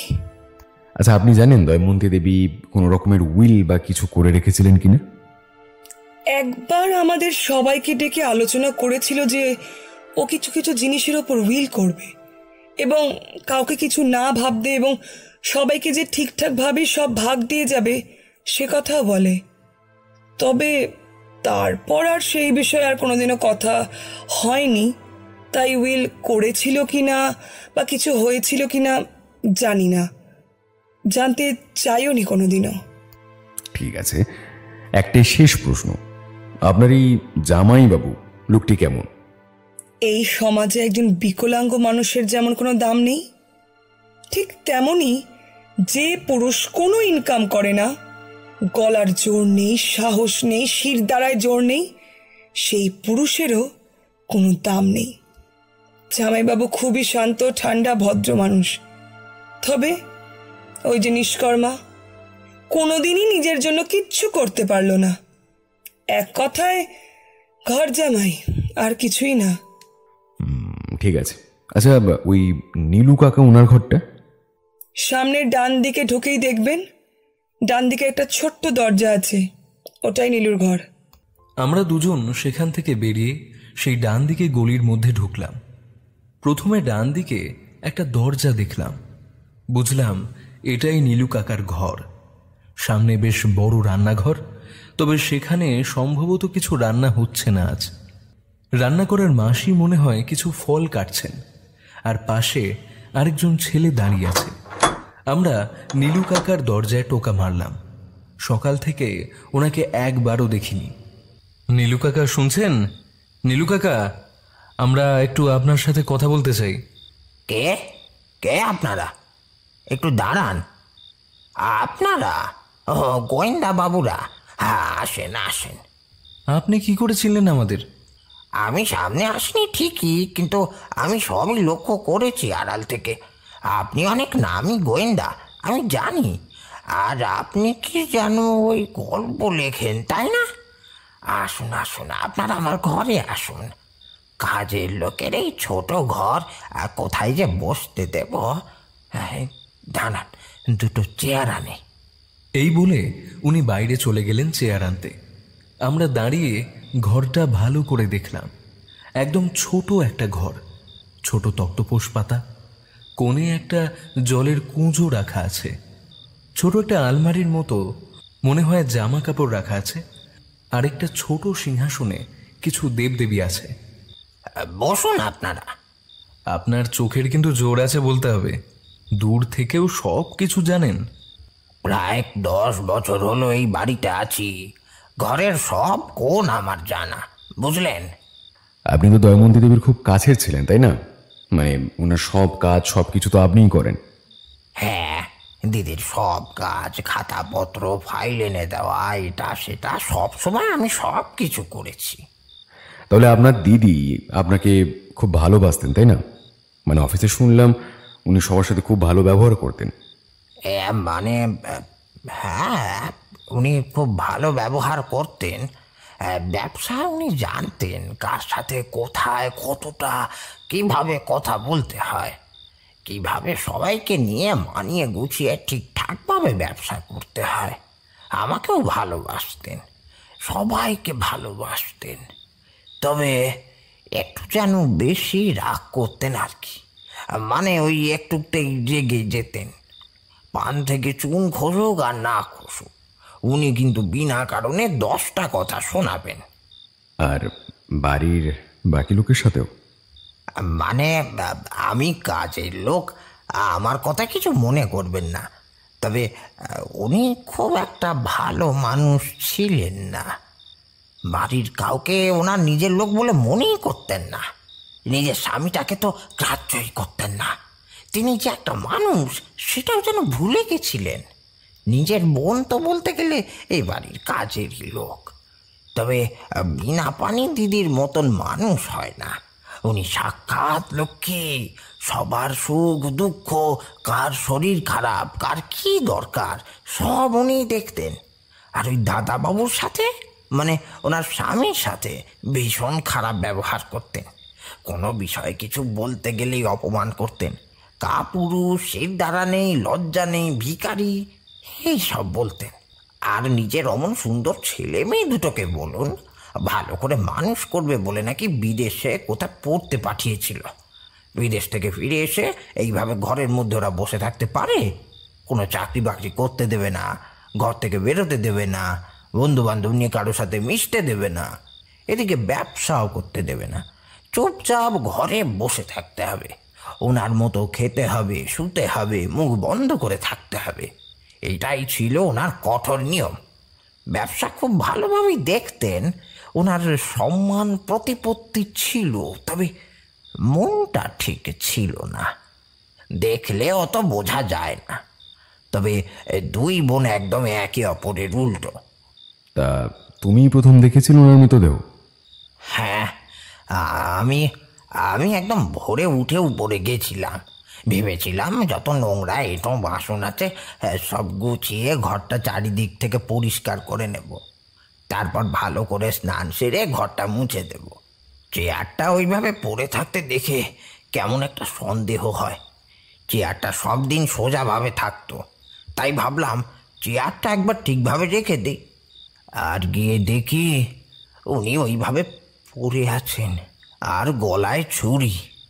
আমার তো ভয়ে হাত পা একদম ঠান্ডা হয়ে গেছিল, গলা শুকিয়ে গেছিল। জানি না কতক্ষণ সেখানে পাথরের মতো দাঁড়িয়ে রইলাম। তারপর তো চিৎকার করে সবাইকে ডাকতে সবাই হুড়মুড় করে যে যার ঘর থেকে বেরিয়ে ছুটেও পড়ে যায়। তারপর আমি তো প্রথম পুলিশকে ফোন করি। আমার শরীরটা কেমন খারাপ লাগতে শুরু করে, মাথাটা ঘুরিয়ে যায়, নিচে গিয়ে বমি করি, গা হাত পা কেমন হচ্ছিল। জল খেয়ে কিছুক্ষণ শুয়েছিলাম। জানেন, কখনো ভাবতে পারিনি ওনাকে কেউ এইভাবে মারতে পারে। কার এত রাগ ওনার উপর যে এইভাবে খুন করে দিল? উনি তো কারো খাওয়া পড়ার অভাব রাখতেন না, কার কি দরকার সব করতেন। তবে হ্যাঁ, এই বাড়িতে কেউ নিজের মতো করে মন খুলে বাঁচতে পারেনি কোনোদিন। হয়তো সেই রাগ থেকে কেউ, কে জানে বাবা, আমি মুখ্যসূক্ষ্ম মানুষ, এইসব মালকিনদের ব্যাপার। হ্যাঁ, হায় ভগবান, কি থেকে যে কি হয়ে গেল। আচ্ছা নীলু কাকা, তুমি জানো তোমার দিদি কোনোদিন কোনো ঘরের উইল বা এরকম কিছু করেছিল কিনা? মানে ওনার সম্পত্তি বা ব্যবসা কাউকে দেবে কিনা, এরকম কিছু শুনেছিল কখনো? না, সেটা তো শুনিনি আমি। এইসব আমি কিছু জানি না, মাফ করবেন। এই সব ব্যাপারে আমি কিছু বলতে পারবো না। তাহলে তুমি কাল রাতে কোনো শব্দ শোনোনি বা চিৎকার শোনোনি? না, তবে অনেক রাত অবধি হাসাহাসি আর কথা বলার শব্দ পাচ্ছিলাম। তারপর আস্তে আস্তে আমি কখন ঘুমিয়ে পড়েছি আমি জানি না বাবু। আসলে সারাদিন এত খাটাখাটনি হয়, তাই বিছানায় শুলেই ঘুমিয়ে যাই। ঠিক আছে বাবু, তো এখন আসি। তারপর আমরা সবার কাছ থেকে বিদায় নিয়ে যখন ফিরলাম তখন প্রায় রাত হয়ে গেছে। খিদেও পেয়েছিল খুব। আজকে আবার গরমটা আরো একটু বেশি, তাই হাত মুখ ধুয়ে চটপট দুজনে খেতে বসলাম।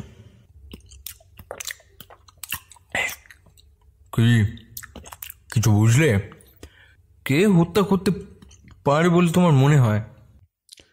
এখনো ঠিক বোঝা যাচ্ছে না। দময়ন্তী দেবী যেরকম মানুষ ছিলেন, উনি সবার উপর নিজেকে রাখতে পছন্দ করতেন। সবার জীবনটাকে এক প্রকার নিজের হাতের দড়িতে বেঁধে রেখেছিলেন। কারো নিজের মতো বাঁচার উপায় নেই, খাওয়ার উপায় নেই, বসার উপায় নেই, বাড়ি থেকে বাইরে যাওয়ার উপায় নেই। এগুলো কিন্তু সাধারণ মানসিকতার লক্ষণ নয়। তবুও যেহেতু উনি একটা এত বড় ব্যবসা চালাচ্ছিলেন, এত সম্পত্তির মালিক ছিলেন, ওনার মধ্যে নিজের প্রতি একটা রাজা রাজা ভাব এসে গেছিল। বাড়িতে সবার সঙ্গেই প্রায় খারাপ ব্যবহার করতেন। সেইভাবে দেখলে সবারই কম বেশি রাগ আছে, তবে মোটিভ তো এখনো সেরকম ক্লিয়ার নয়। এখন উকিলের খোঁজ পাইনি। কিরকম উইল করেছিলেন, সেটাতে কি লেখা ছিল সেটাও ঠিকঠাক জানি না। সবাই যে বলছে উইলের বিষয়ে কেউ কিছু জানে না, তোমার কি মনে হয় সেটা সত্যি? সেটাও খতিয়ে দেখতে হবে আসলে কি কতটা জানে বা জানে না। একবার ওই উকিলের খোঁজ পেলে অনেকটা প্রশ্নের উত্তর পাওয়া যাবে। মৃত্যুর পর প্রায় সম্পত্তির সবাই ভাগ পাবে, নিজের মতো বাঁচতেও পারবে। তবে না, এখনই কিছু বলা সম্ভব নয়। রাতে শুতে যাওয়ার আগে শুনলাম রুদ্রপ্রিয় মানিকবাবুর সাথে কথা বলছে, কোথাও একটা যাওয়ার কথা বলছে। কারো মনে হয় খোঁজ পেয়েছে। পরের দিন সকালে ঘুম থেকে উঠতে বেশ বেলাই হলো। হাত মুখ ধুয়ে এসে বাইরে দেখি রুদ্রপ্রিয় এরই মধ্যে স্নান করে তৈরি হয়ে নিয়েছে। তাড়াতাড়ি তৈরি হয়ে নাও, একটু পরে মানিকবাবু আসবেন। জল খাবার খেয়ে আমাদের এক জায়গায় বেরোতে হবে, জলদি। আমি কিছু জিজ্ঞাসা করার আগেই তাড়াতাড়ি করে ভেতরে চলে গেলাম। আধ ঘন্টার মধ্যেই স্নান করে তৈরি হয়ে বাইরে এসে দেখি মানিকবাবু তার সুন্দর ভুঁড়িটা নিয়ে বসে চা ও ডিমের পোচ খাচ্ছেন। আরে বৃশ্চিকবাবু, কেমন আছেন? এই গরমে যেমন থাকা যায় তেমনই আছি। তা আপনার কি হাল?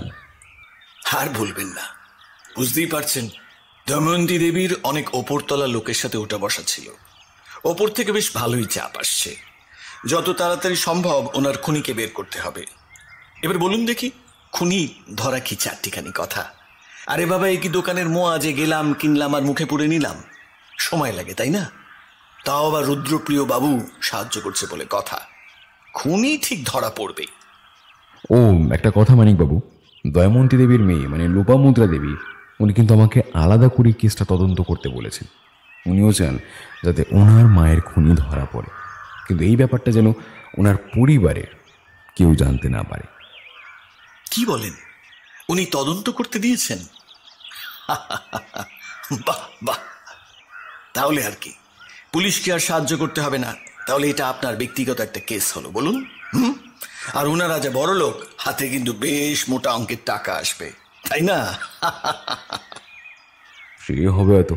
আচ্ছা, ময়নাতদন্তের রিপোর্টটা ওটা কখন আসবে? দুপুরের মধ্যে এসে যাবে। এখন চলুন আগে ওই মধুসূদন উকিলের সঙ্গে দেখা করে আসি। উনি ওই ধর্মতলার একটা জায়গায় বসেন, বেশ নামডাক কিন্তু ওনার। আমরা জল খাবার খেয়ে সোজা গেলাম মধুসূদন দত্তের কাছে। সামনে বড় করে লেখা আছে অ্যাডভোকেট মধুসূদন দত্ত। ঢুকতেই দেখলাম একজন মেয়ে বেশ সাজগোজ করে বাইরে বসে আছে।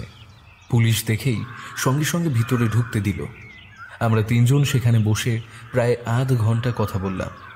জানা গেল যে দময়ন্তী দেবী ওনার উইলের একটি খসড়া করে রেখেছিলেন, যেখানে পুরো ব্যবসাটার 70% পাবে ওনার মেয়ে, 30% ছেলে, আর যত অন্যান্য সম্পত্তি আছে সেটার 40 ভাগ পাবে ওনার বোন এবং 30% করে 2 ছেলে মেয়ে।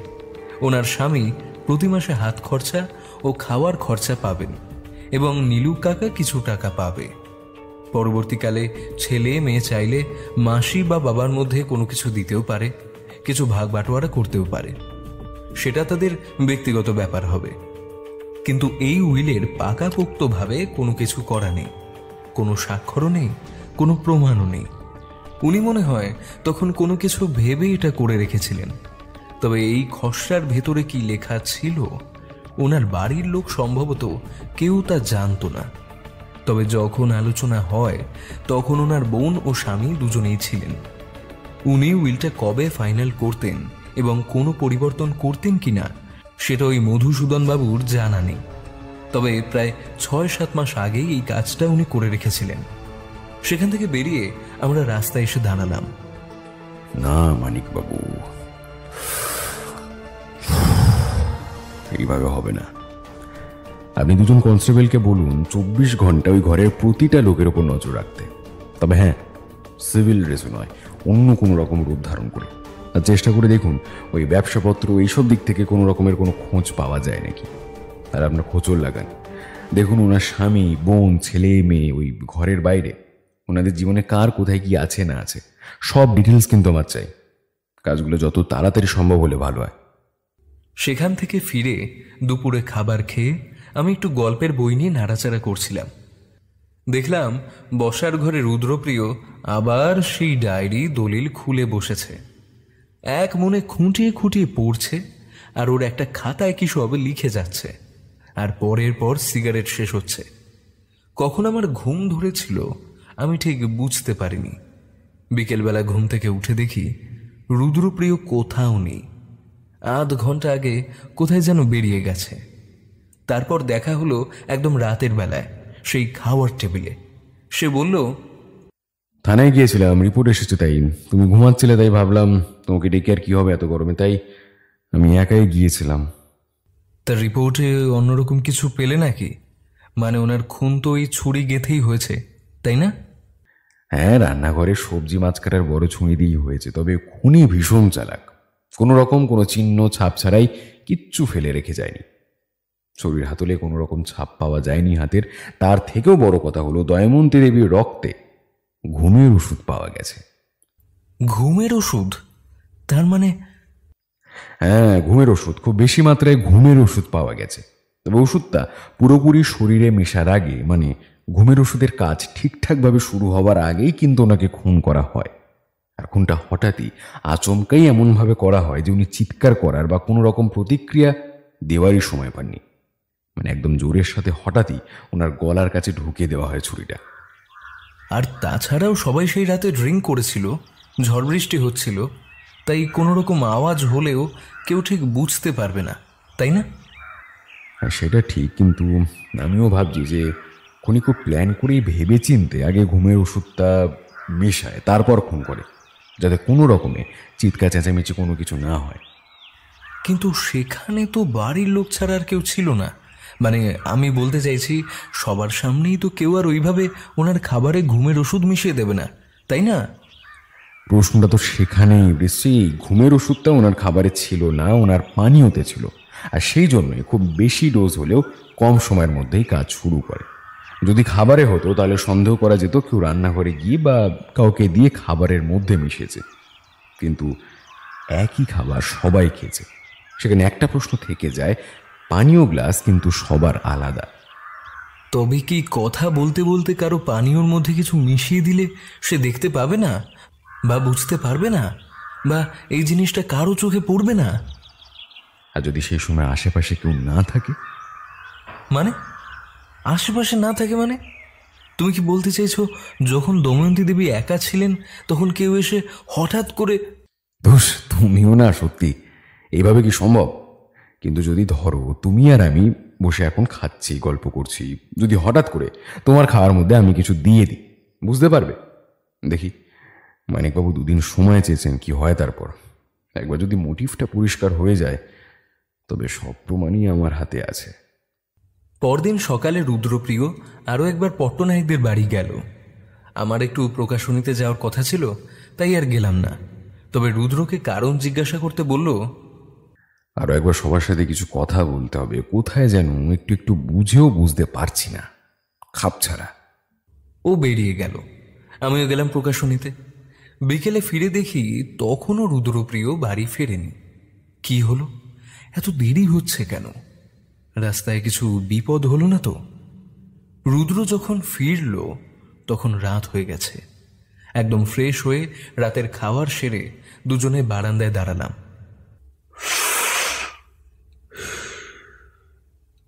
কোথায় ছিলে তুমি সেই সকাল থেকে?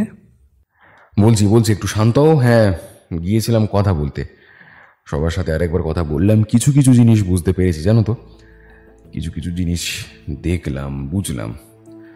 আচ্ছা, একটা মানুষ কতটা খারাপ হলে তাকে তার নিজের মানুষরা খুন করতে পারে বলে তোমার মনে হয়? কেন?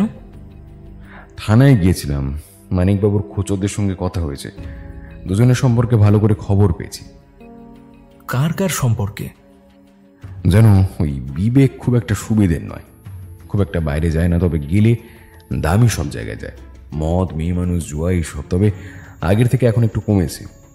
কিছু মাস আগে তো মায়ের সঙ্গে তুমুল ঝগড়া, হাত খরচা কমিয়ে দেওয়া নিয়ে। একটা কোম্পানিতে নাকি চাকরি পেয়েছিল কিন্তু মা করতে দেয়নি, সেটা নিয়েও আবার অনেক ঝামেলা। তাহলে খুনটা কি বিবেকই? সন্দেহ এখনো করছি, তবে কালকে দিনটা যাক, আরো কিছু জিনিস জানার আছে। পরশু বিকেলে আশা করি এই রহস্যের সমাধান হয়ে যাবে। পরের দিনটা রুদ্রপ্রিয় 2-3 বার বেরোলো বাড়ি থেকে। সারাদিন কোথায় গেল, কি করলো, কিছুই জানতে পারলাম না। আমাকে কিছু বললও না। তবে সন্ধেবেলা একবার কাউকে যেন ফোন করলো, আর রাতের বেলা একবার মানিকবাবুর সাথে কথা বলল। হ্যালো, হ্যাঁ কি? আচ্ছা, সেটা কবে? ও আচ্ছা, হ্যাঁ, আর আচ্ছা আচ্ছা, হ্যাঁ হ্যাঁ, ঠিক আছে, বুঝেছি। হ্যাঁ, ঠিক আছে, কাল বেলার দিকে আমায় জানিয়ে দেবেন। হ্যাঁ, ওই বিকেল 5টার দিকে। আর শুনুন, সাথে 2জন মেয়ে পুলিশ রাখবেন। হ্যাঁ হ্যাঁ, বলা যায় না কে কিরকম রিয়াক্ট করে। হ্যাঁ, রাখছি। বুঝলাম কাল বিকেলে একদম পর্দা উঠবে। খুনি কে? বিবেক না শেষ যে দেখেছে সে? আমি রাতে শুয়ে শুয়ে অনেকক্ষণ এসব ভাবতে লাগলাম। সকালে উঠে একবারে প্রকাশনী যাওয়ার জন্য তৈরি হয়ে বসার ঘরে এলাম। আমি দেখলাম রুদ্রপ্রিয় একটা বড় কাগজে একটা কি ছকের মতো তৈরি করেছে। তাতে দময়ন্তী দেবীর বাড়ির সবার নাম ও সম্পর্ক লেখা আছে। খুব মনোযোগ দিয়ে কি ভেবে যাচ্ছিল। আমি পাশে বসে ভালো করে সেই ছকটা দেখলাম। লাল কালি দিয়ে ছোট ছোট করে লেখা, কে কখন উঠে এসেছে, কে কখন ঘুমিয়েছে। আচ্ছা, তুমি এই যে বললে বিকেলের মধ্যে সবকিছুর পর্দা উঠবে, তাহলে এই যে এখন এই ছক নিয়ে বসে আছো, কোনো কিছু কি কোথাও অসুবিধা হচ্ছে? এখনো কি তুমি খুনের মোটিভ বা খুনিকে ধরতে পারোনি? না বৃশ্চিক, সেটা নয়। খুনিকে সেটা আমি 100% নিশ্চিন্ত। তবে আমি কিন্তু নিজের মতো করেই ছক করছি, যাতে কোনো রকমের ফাঁক ফোকর না থেকে যায়। কে কখন খুন করার চেষ্টা করেছে সেটা বুঝতে পারি। মানে আরো একজন খুনি মানে? দময়ন্তী দেবীকে দুজন মিলে খুন করেছে? খুন একজনই করেছে, আর একজন করেছিল খুনের চেষ্টা, আর সেটাকেই ভালো করে প্রমাণ করার জন্য এই ছক, বুঝলে? আচ্ছা তুমি যাও, প্রকাশনীতে যাও, খুব রোদ উঠেছে, এমনিতেই আজ ভীষণ গরম। বেশি দেরি করো না। ফিরবে কখন? দুপুরে? তো দুপুরে আমি একবার থানায় হয়তো যেতে পারি। আমি আর কথা না বাড়িয়ে জল খেয়ে ছাতা নিয়ে তাড়াতাড়ি প্রকাশনীর উদ্দেশ্যে বেরিয়ে পড়লাম। সত্যি এই বেলা 10টার সময় রোদের যা তাপ, মনে হচ্ছে গা হাত পা এবার পুড়ে যাবে। আবার যে কবে বৃষ্টি হবে, পুরো কলকাতাটা যেন একটু হাঁফ ছেড়ে বাঁচবে। আমার ফিরতে প্রায় দুপুর 2টো বেজে গেল। এসে শুনলাম রুদ্রপ্রিয় খেয়ে দিয়েই নাকি থানার উদ্দেশ্যে বেরিয়ে গেছে। আমার তখন মনটা ভীষণ ছটফট করতে শুরু করলো। কি যে হচ্ছে, এই কেসটায় রুদ্রর বা এত অসুবিধা হচ্ছে কেন? কোথায় যে কি হচ্ছে সেটা বুঝতে গিয়েই আমার মাথা খারাপ হয়ে যাচ্ছে। আবার হঠাৎ করে তখন ওটা বলল কেন যে দুজন খুনি? প্রায় আধ ঘন্টা পর রুদ্র ঘরে এলো। দেখলাম ঘামে ভিজে পুরো একাকার। আমি তো অবাক হয়ে গেলাম। ও কি রাস্তায় রাস্তায় ঘুরছিল নাকি? আরে রুদ্র, এ কি অবস্থা তোমার? তুমি কি রাস্তায় রাস্তায় ঘুরছিলে? এমন ঘেমে নিয়ে গোটা মুখ হাত পুরো নোংরা হয়ে গেছে যে। কোথায় ছিলে তুমি? থানায় ছিলাম, তারপর আরেকটা জায়গাতেও গিয়েছিলাম, আর একটু সন্দেহ ছিল সেটা পরিষ্কার করার জন্য। মনে আছে তো বৃশ্চিক, বিকেল 5টার দিকে বেরোবো কিন্তু। এই বলে নিজের ঘরে ঢুকে দুম করে দরজাটা লাগিয়ে দিল। বিকেল 5টা বাজার একটু আগেই আমরা দুজন বেরোলাম পট্টনায়ক বাড়ির উদ্দেশ্যে। বাড়ির মেন গেটের সামনে গিয়ে দেখলাম মানিকবাবু দুজন কনস্টেবল আর দুজন মহিলা পুলিশ নিয়ে আগেই অপেক্ষা করছেন। আরে আপনারা এসে গেছেন? আমি আপনাদের জন্যই অপেক্ষা করছিলাম। আসুন আসুন। এই যে কনস্টেবল, তুমি এখানে দরজা লাগিয়ে দাঁড়াও। কেউ এলে ভেতরে ঢুকতে দেবে না, কাউকে বাইরেও যেতে দেবে না, বুঝতে পেরেছ? আমরা ভেতরে ঢুকলাম। মানিকবাবু আরও একজন কনস্টেবলকে বাড়ির সামনে দাঁড় করিয়ে দিল। বাকি একজন কনস্টেবল ও দুজন মহিলা পুলিশ মিলে আমরা উপরে উঠে গেলাম। দোতলায় বড় বারান্দায় বসলাম। সবাইকেই বসানো হলো। কি ব্যাপার, হঠাৎ করে এইভাবে সবাইকে এখানে আপনারা বসিয়েছেন যে? আপনার কি মনে হয় আমরা এখানে কীর্তন করতে বসেছি? কেসের সমাধান হয়ে গেছে। খুনি কে সেটাও আমরা জানতে পেরেছি, সেই জন্যই সবাইকে এখানে ডাকা। খুনি কে যদি আপনারা জানতে পেরেছেন, তাহলে তাকে হাতকড়া পরিয়ে থানায় নিয়ে যান। এখানে এভাবে বসানোর মানে কি? এই যে শুনুন। থাক মানিকবাবু, ওনাকে আর কিছু বলতে হবে না। হ্যাঁ, খুনিকে আমরা ধরতে পেরেছি। সময় হলে যেখানে নিয়ে যাওয়ার সেখানে ঠিকই নিয়ে যাওয়া হবে। তার আগে তো জানতে হবে কে কেন খুন করেছে, তাই না? আপনাদের মধ্যে কে সেই মহান ব্যক্তি যে দময়ন্তী দেবীকে তার জন্মদিনে রাতেই খুন করে বসলো? আরে বিবেকবাবু, একটু বসুন বসুন, আর একটু ধৈর্য ধরে বসুন। এমনিতেও আপনার তো তেমন কোনো কাজ নেই, এখন একটু গল্প শুনুন। তারপর দেখলাম সবাই বেশ ভয়ার্ত চোখে জড়ো সড়ো হয়ে বসল। নীলু কাকা ওপাশে একটু দূরে বসে রইল। শুধু 3 জন কাজের লোক ও একজন দারোয়ান নিচে কনস্টেবলের পাহারায় আছে। আচ্ছা লোপামুদ্রা দেবী, আমাকে মাফ করবেন, কিন্তু এখানে আমার মনে হয় এবার সত্যিটা সবাইকে বলা উচিত। কোন সত্যি? আসলে বাবা, আমি রুদ্রপ্রিয় বাবুকে অনুরোধ করেছিলাম যে মামুনির যে খুনি সে যেন ধরা পড়ে। মানে আমি রুদ্রপ্রিয় বাবুকে কেসটা দিয়ে দিয়েছিলাম। কেন? আমি শুধু জানতে চেয়েছিলাম যে কেন মামুনিকে এত এত নৃশংসভাবে হত্যা করা হলো, আর হত্যাকারী তো আমাদের মধ্যেই কেউ। রুদ্রপ্রিয় বাবু কিন্তু সবাইকেই সন্দেহ করেন। আমি জানি কেসটা আমি দিয়েছি, মানে আমি যে সন্দেহের বাইরে সেটা কিন্তু নয়। আমার কেবলমাত্র উদ্দেশ্য ছিল মায়ের খুনিকে খুঁজে বের করা। রুদ্রপ্রিয় বাবু, আপনি এবার বলুন কি বলবেন। হ্যাঁ নিশ্চয়ই, আর বেশি দেরি করাটা ঠিক হবে না। ঠিক আছে, তাহলে আমি শুরু করছি। সবাইকে আমি আগে একটা ছোট গল্প বলি। লালমোহন পট্টনায়ক এই বাড়ির যিনি আসল মালিক ছিলেন, যিনি তার কঠোর পরিশ্রম, কষ্ট ও অধ্যাবসায় দিয়ে এইরকম একটি বাড়ি তৈরি করেন ও একটা ছোট্ট ব্যবসাকে এত বড় একটা জায়গায় নিয়ে যান। তার 2 মেয়ে, দময়ন্তী ও বীণাপানি। 2 মেয়ে ছোটবেলা থেকে পড়াশোনায় খুবই ভালো, দুজনেও দেখতে সুন্দর সুশ্রী। কিন্তু দুজনের চরিত্র দুই রকম। একজন ভীষণ শান্ত, সহজ সরল, উদার, সাধারণভাবে জীবনযাপনে ভালোবাসে। অন্যদিকে আর একজন দাম্ভিক, রাগী ও জেদি। সেও কঠোর পরিশ্রমী, কিন্তু নিজের মতো করে থাকতে ভালোবাসত। সেই দাম্ভিক মেয়ে একদিন প্রেমে পড়ে একটা অতি সাধারণ নিম্নবিত্ত বাড়ির ছেলের সাথে। ছেলেটিও তার যৌবনকালে দেখতে সুন্দর, স্বাস্থ্যবান, শান্ত, ভদ্র, শিক্ষিত ছিল। দুজনে ঠিকঠাক বুঝতে না পেরে সম্পর্কটা অনেক দূর গড়িয়ে নিয়ে যায়। দুজনেই বিয়ে করতে চায় একে অপরের সাথে। আর বড় বোন এমনই ছিল যে ও যা বলবে সেটাই জোর করবে। বাবার মান সম্মান এসবের কথা কিছু না ভেবে ছোট করে বিয়ে করলো। শ্বশুর বাড়ি গিয়ে দেখে তথৈবচ অবস্থা। না ভালো করে খেতে পারবে, না পড়তে পারবে, না ঘুমোতে পারবে। তখন তার মনে হয় যে এই জীবন, এই ছেলে আমার জন্য নয়। কিন্তু সে তখন গর্ভবতী হয়ে পড়ে। আবার এই বাড়িতে সে ফিরে আসে। কিন্তু বাবার কোনোদিন ইচ্ছে ছিল না যে বিয়ের পর মেয়ে এইভাবে এখানে থাকবে। বাচ্চা জন্ম দেওয়ার পর মেয়েকে আবার বুঝিয়ে পাঠিয়ে দেওয়া হয় তার শ্বশুর বাড়িতে। তখনই বাবা ভাবে এবার ছোট বোনের বিয়ে দিতে হবে। ছোট বোনের কোনো কিছুই যায় আসতো না। সে শুধু এটুকুই চেয়েছিল, যেমন তেমন ছেলেকে দেখে বিয়ে দাও, সে যেন সুখে সংসার করতে পারে। একটা সাধারণ বাড়িতেই সে বিয়ে করতে চেয়েছিল। এত সম্মান, অর্থ, প্রতিপত্তি কিছুই চায়নি, কিন্তু সে বেশ সুখেই কয়েক বছর সংসার করছিল। এদিকে 2-3 বছরের বড় বোন অনেক চেষ্টা করে তার শ্বশুর বাড়িতে মানিয়ে নিতে। স্বামী থাকতো কলকাতায়, আর সে শ্বশুর বাড়িতে। তারপরেই সে আবার গর্ভবতী হয়ে পড়ে। আর এদিকে তার বাবার শরীরও ভীষণ অসুস্থ হয়ে পড়ে। আর ওদিকে ছোট বোনেরও স্বামীর শরীর খারাপ হতে শুরু করে। ছোট বোন চাইলেও তার বাবার কাছে আসতে পারেনি, বাবার দেখাশোনা করতে পারেনি। এদিকে বড় বোন একটা ছোট্ট ফুটফুটে ছেলের জন্ম দেয়। তখন তার মনে হয় যে বাবাকে কষ্ট দিয়ে এইভাবে বিয়ে করেছিলাম, তাই আমি এত কষ্ট পাচ্ছি। এবার বাবাকে কে দেখবে? সে তার বোনকে একটা চিঠিও লেখে যে সে বাচ্চা নিয়ে এখন বাবার কাছে আসতে পারবে না। কিছু মাস ছোট বোন যেন একটু বাবাকে দেখে। এদিকে ছোট বোন ততদিনে মা হতে পারেনি। তার স্বামীর শরীর অসুস্থ হওয়ার পর সে জানতে পারে সে কোনোদিন আর মা হতে পারবেও না। আর তার স্বামী কতদিন বাঁচবে তারও কোনো ঠিক নেই।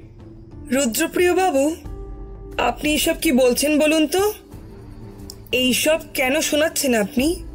কে খুন করেছে সেটা বলুন। এত কিছু বলার তো কোনো দরকার নেই। এইগুলো আমাদের পারিবারিক বিষয়। মাফ করবেন বীণাপানি দেবী, আমি জানি এগুলো আপনাদের পরিবারের ব্যক্তিগত বিষয়। খুনিকে ধরতে হলে এসব কথা জানা খুবই গুরুত্বপূর্ণ। হ্যাঁ রুদ্রপ্রিয়, তারপর বলো। এদিকে ছোট বোন চিঠি পেয়েও কোনো উত্তর দেয়নি। তার কাছে তখন করার মতো কিছুই ছিল না। না তার আর্থিক সামর্থ্য ছিল নিজের স্বামীকে ঠিক করার মতো, ভালো ডাক্তার দেখানোর মতো, না অন্য কিছু করার কোনো উপায় ছিল। কিন্তু বড় বোন তো আর এসব জানতো না। ছোট বাচ্চা নিয়ে ওই অবস্থাতেই ছুটে এলো বাবার কাছে। 1 বছর নিজের ছেলে, মেয়ে, স্বামী, সংসার কোনো দিক না দেখে চোখ কান নাক বন্ধ করে বাবার সেবা যত্ন করতে থাকে। আর একটু একটু করে ব্যবসাও দেখতে শুরু করে। ততদিনে তার স্বামীর যে ছোট চাকরিটা ছিল সেটাও চলে যায়। 1 বছর পর বাবা মারা যান। এত বড় বাড়ি, এত লোকজন, এত চাকর বাকর, এত বড় ব্যবসা, এত টাকার ব্যাপার, কি হবে? তাই বড় বোন বাধ্য হয়ে অনেকটা নিজের জায়গাটা বোঝাতেই ব্যবসার হাল ধরে। আর তার মনে হয় যে তার স্বামী হয়তো কোনো কিছুর দিকেই কোনোভাবে সাহায্য করতে পারবে না। ব্যবসার পরামর্শ চাওয়া বা ব্যবসায় তাকে সাহায্য করতে বলা, ছেলে মেয়েকে মানুষ করতে বলা, সংসারের দায়িত্ব কোনো কিছুই সে তার স্বামীর সঙ্গে ভাগ করে নেয়নি। সবকিছুই নিজের মতো করে গেছে। আর ওদিকে বাবা মারা যাওয়ার কিছুদিন পরেই তার বোনের স্বামীও মারা যায়। তার কোনো জায়গা জোটেনি শ্বশুর ঘরে। বাধ্য হয়ে আবার এই ঘরেই তাকে ফিরে আসতে হয়। কিন্তু এই ঘরে ফিরে এসে দেখে তার দিদি রানীর মতো সবকিছুতে বসে আছে। একা হাতে এত বড় বাড়ি, গাড়ি, এত বড় ব্যবসা, সবকিছু সামলাচ্ছে। সে কি করবে না কি করবে না সেটা ঠিক বুঝতে পারেনি। দিদির সাথে অনেকবার কথা বলার চেষ্টা করে, জামাইবাবুকেও বোঝায়, কিন্তু ততদিনে ছেলেটিও যেন একটু অদ্ভুত হয়ে যায়। সে চুপচাপ থাকে। এদিকে একবার খবর আসে ছেলেটির মা অসুস্থ। কিন্তু ছেলেটি তার স্ত্রীর কাছে জানতে চাইলে স্ত্রী না বলে দেয়। কিছুদিন পর খবর পায় তার মা মারা গেছে। নিজের প্রতি আত্মবিশ্বাস, সম্মান সব ভেঙে যায়। 6 মাসের মাথায় তার বাবাও অসুস্থ হয়ে মারা যায়। সে একবার তার বাবাকেও দেখতে চায়নি, বাবার মৃতদেহ দেখতে চায়নি। চুপচাপ একটা ছোট ঘরে নিজের কষ্টগুলোকে চেপে রাখে। আমি দেখলাম বীণাপানি দেবীর মাথা নত হয়েছে। ওদিকে নিতাইবাবু নীরবে চোখের জল ফেলছেন। লোপামুদ্রা দেবীও অশ্রু ভরা চোখে তার বাবার দিকে তাকিয়ে আছেন। আর বিবেকবাবু পাথরের মতো বসে আছেন। দয়মন্তী দেবী এতটাই কঠোর ছিলেন যে ছেলে মেয়েকে বাবার সাথে মিশতে দেননি। তার টাকা পয়সা প্রতিপত্তির অহংকার এতই বড় হয়ে গেছিল যে নিজের ছেলে মেয়ের জীবন, তার বোনের সাথে সম্পর্ক, স্বামীর সাথে সম্পর্ক সবকিছু বাদ দিয়ে শুধু ব্যবসার পিছনে ছুটতেন। অবশ্য তারই কঠোর পরিশ্রমের জন্য গোটা ব্যবসাটা যে এই জায়গায় দাঁড়িয়েছে। তারই বোন, সে ওই ঘরে এক কোণে রয়ে যায়। ঘরে কে কি খাবে, কার কি দরকার, ও ছেলে মেয়ে দুটোর খাওয়া দাওয়া সবকিছু সেই দেখত। আর এদিকে সেই ঘর জামাই নিজের আত্মবিশ্বাস, আত্মমর্যাদা সবকিছু খুইয়ে শুধু বেঁচে থাকার লড়াই করে যেত। আর মনে মনে চাইতো যাতে একদিন পৃথিবীর সবকিছু শেষ হয়ে যায়, তারপর ছেলে মেয়ে দুটো বাইরে পড়তে চলে যায়। কয়েকবার নাকি শোনাও যায় দিদিকে বিভিন্ন রকমভাবে বোঝানোর চেষ্টা করছেন যাতে ব্যবসায় কিছুটা বুঝিয়ে দেয় বা বাড়ির ভালো কিছু দায়িত্ব দেয়। সে তো এবারে ছোট মেয়ে, সবকিছুর ওপর তারও অধিকার আছে, কিন্তু দয়ামন্তী দেবীর মতে উনি একাই 100। বীণাপাণি দেবী কিন্তু রাগের মাথায় অনেকবার ওনাকে অভিশাপ দিয়েছিলেন যে তোর এই দম্ভ একদিন চুরমার হবে, একদিন কেউ থাকবে না তোর পাশে, দেখিস। কি মনে পড়ে বীণাপাণি দেবী? হ্যাঁ, তবে ওগুলো সব রাগের মাথায় বলেছিলাম। কি করতাম বলুন? এই বাড়িতে আমার একটু সম্মান ছিল না, কোনো কিচ্ছুর ওপর অধিকার ছিল না, ভালো করে একটু খেতে পর্যন্ত পারতাম না। অথচ এত এত টাকা, এত সম্পত্তি সব দিদি বাজেয়াপ্ত করে রেখেছিল। হ্যাঁ, সেটাই ঠিক। আপনি রাগের মাথায় বলেছিলেন, কিন্তু ওটা কি সত্যি সত্যি রাগের মাথায় ছিল? আর রাগটা কি সেই দিনই শেষ হয়ে গেছিল? আপনার দিদি তো প্রায় দিনই আপনার সাথে খারাপ ব্যবহার করতেন, তাই না? এবং বিবেক ও লোপামুদ্রা দেবী বিদেশ থেকে ফিরে আসার পরও আপনিই খাইয়ে দিতেন, ওদের সব দেখাশোনা করতেন। তবু আপনার দিদি ওদের সাথে মিশতে দিত না, কথা বলতে দিত না। মায়ের থেকে মাসির দরদ বেশি, এরকম বলতেন, তাই না? এই দময়ন্তী দেবী তো তাহলে অসম্ভব রাগী ও বদমেজাজি মানুষ ছিলেন। এত অহংকার ছিল ওনার, নিজের বাড়ির লোকের সাথে এরকম ব্যবহার করতেন। হ্যাঁ, দেখুন, এইভাবে মানুষদেরকে নিজের আয়ত্তে তো রাখা যায় না, তাই না? এবারে আসি ওনার ছেলে মেয়ের কথায়। 1 মেয়ে ও 1 ছেলে। মেয়ে যখন 4.5 বছর বয়স তখন উনি এই বাড়িতে আসেন। তখন বাবা মেয়ের খুব কাছে ছিল, বাবা একটু বেশি প্রিয় ছিল না। তবে বিবেকবাবু জন্মের পর এই বাড়িতে আসেন। এই বাড়িতে আসার পর থেকে ও কোনোদিনই ওর বাবার ভালোবাসা পায় না। ও জানেই না বাবার স্নেহ কি। বাবাকে দেখেছে শুধু দিদিকেই ভালোবাসতে, কিন্তু কোনোদিন জানে না যে ওর মা চাননি যে তার ছেলে তার বাবার সংস্পর্শে আসুক। তিনি অনেক চেয়েছিলেন মেয়েকে বাবার কাছে থাকতে না দিতে, কিন্তু লোপামুদ্রা দেবীকে উনি আটকাতে পারেননি। যে মেয়ে ছোটবেলা থেকেই বাবার সাথে থেকে এসেছে সে কি দূরে থাকতে পারে? তারপরে যখন ছেলে মেয়ে একটু বড় হয় তখন দয়ামন্তী দেবী ওই দুজনকেই বাইরে পড়তে পাঠিয়ে দেয়। ছেলে মেয়ে পড়াশোনা কমপ্লিট করে এত বছর পর আসে। স্বভাবতই লোপামুদ্রা দেবী বিবেকবাবুর থেকে একটু বড়, তাই সহজেই বুঝে যান এই বাড়িতে কার কি অবস্থা, কার কি ইচ্ছা অনিচ্ছা। কিন্তু বিবেকবাবু বাইরে থেকে পড়াশোনা করে এসেও উনি কিন্তু নেশা নিয়ে ফিরে এসেছিলেন। তো এখানে এসেও এই রকম জীবনযাপন শুরু করেন। তবে ওনার মা বাইরে যেতে দিতেন না, সিকিউরিটি গার্ডকে বলে ওনাকে আটকাতেন। এই নিয়ে ছেলে মায়ের মধ্যে প্রায় দিন ঝগড়াঝাঁটি, অশান্তি হতো। তবে বিবেকবাবু চেয়েছিলেন যে ব্যবসা দেখাশোনা করবেন এবং বাড়ির একমাত্র ছেলে হিসেবে যেন ব্যবসার দায়িত্ব তার উপর দেওয়া হয়। কিন্তু ওনার এই নেশা, নিয়মিত নিম্নরুচির মেয়েদের সঙ্গে মেলামেশা, এসব চারিত্রিক দোষের জন্যই দয়ামন্তী দেবী ওনাকে বিশ্বাস করতে পারেননি ও ব্যবসার দায়িত্বও দেননি। এদিকে আবার ওনার মেয়ে লোপামুদ্রা যখন বাইরে পড়াশোনা করতেন তখন একটা ভালো ছেলের সাথে যোগাযোগ হয়। ছেলেটিও কলকাতারই ছিল। উনি ফিরে এসে চেয়েছিলেন বিয়ে থা করে সুন্দর করে সংসার করতে, কিন্তু দয়ামন্তী দেবী মানেননি। লোপামুদ্রা দেবী যদিও অনেকটা চেষ্টা করেছিলেন, শেষে চেষ্টা করেন বাবাকে দিয়ে মাকে বোঝানোর, কিন্তু উনি কিছুতেই মানেননি। ধমক দিয়েছিলেন নিজের মেয়েকে যে ছেলেটাকে উনি চাইলে সরিয়ে দিতে পারেন। তাই বাধ্য হয়ে লোপামুদ্রা দেবী সেই ছেলেটির সাথে সম্পর্ক ভেঙে দেন এবং নিজেকে ঠিক রাখার জন্য অনেক চেষ্টা করেন যাতে ব্যবসাটা তাড়াতাড়ি শিখতে পারেন, ব্যবসাতে মাকে সাহায্য করতে পারেন। কিন্তু দয়ামন্তী দেবী সেইখানেও মেয়েকে জায়গা দেননি। তবুও লোপামুদ্রা নিজের জেদেই কিছু মাস থেকে একটু একটু করে কাজ শিখছিলেন ও কোম্পানিতে যাতায়াত করছিলেন। প্রত্যেকের একটা রাগ ছিল দয়ামন্তী দেবীর উপর। সবাই বিভিন্ন রকমভাবে তাকে অভিশাপ দিতেন, তোমার দম্ভ ভেঙে যাবে, তোমার ভালো হবে না, ইত্যাদি ইত্যাদি। দিনের পর দিন সবাই আরো বেশি বিরক্ত হয়ে পড়েছিলেন দয়মন্তী দেবীর ব্যবহারে। 60 বছর বয়স হয়ে গেলেও ওনার শরীর, মন, দম্ভ সব আগের মতোই ছিল। এদিকে বাড়ির প্রত্যেকটা লোকের বয়স হচ্ছে, তাদের সাথে শরীরের ও মনেরও বয়স হচ্ছে, কিন্তু করার মতো কিছুই নেই। সবারই মনে রাগ, ঘৃণা চরম পর্যায়ে পৌঁছে গেছিল আস্তে আস্তে। হঠাৎ করেই একদিন উনি বললেন ওনার 60 বছরের জন্মদিনের রাতটা সবার সাথে হেসে খেলে একসাথে কাটাতে চান, একটা পারিবারিক ডিনার করতে চান। ব্যাস, কারো ইচ্ছা থাক বা না থাক সবাইকে তৈরি হয়ে টেবিলে বসতেই হবে। এই মুহূর্তে কিছু কিছু মানুষ ভাবে আর সহ্য করা যাবে না, এবার এর শেষ দেখতেই হবে। তবে আমার মনে হয় খুনি সেইভাবে কিছু ভাবেনি। আসলে খুবই কাঁচা তো, প্রথমবার এইসব কাজ। হঠাৎ করেই হয়তো উনি ভেবেছিলেন এবার দয়মন্তী দেবীকে মেরে ফেলবেন। সবাই একসাথে বসে খাওয়া দাওয়া হলো, আড্ডা হলো, তারপর যে যার মতো উঠে চলেও গেল। কিন্তু তখনই শুরু হলো খুনির প্ল্যান করা। ওনা না, খুনি না, খুনিদের প্ল্যান করা। মানে দুজন খুনি, দুজন মিলে মেরেছে দময়ন্তী দেবীকে? হ্যাঁ, তো এবার আসি পরের পর্যায়ে। খুনি ভেবেই রেখেছিল ওই দিন সন্ধ্যাবেলায় হয়তো সে কি করবে, কিন্তু সে সুযোগ পাচ্ছিল না। তাই সবাই যখন খেয়ে উঠে চলে যায়, সে একাই ছিল দয়মন্তী দেবীর সাথে আরো বেশ কিছুক্ষণ। তখনও দয়মন্তী দেবী তার স্বভাব সিদ্ধ ভঙ্গিতে পান করছিলেন, আর সেই সুযোগেই ওনার পানীয় গ্লাসে কয়েকটা ঘুমের ওষুধের গুঁড়ো ফেলে দিয়েছিলেন খুনি। সবার শেষে বসেছিল মানে মাসিমণি? মাসি, তুমি তুমি খুন করেছো আমার মাকে? তুমি মায়ের গ্লাসে ঘুমের ওষুধের গুঁড়ো মিশিয়ে দিয়েছিলে? দাঁড়ান, এখনো শেষ হয়নি।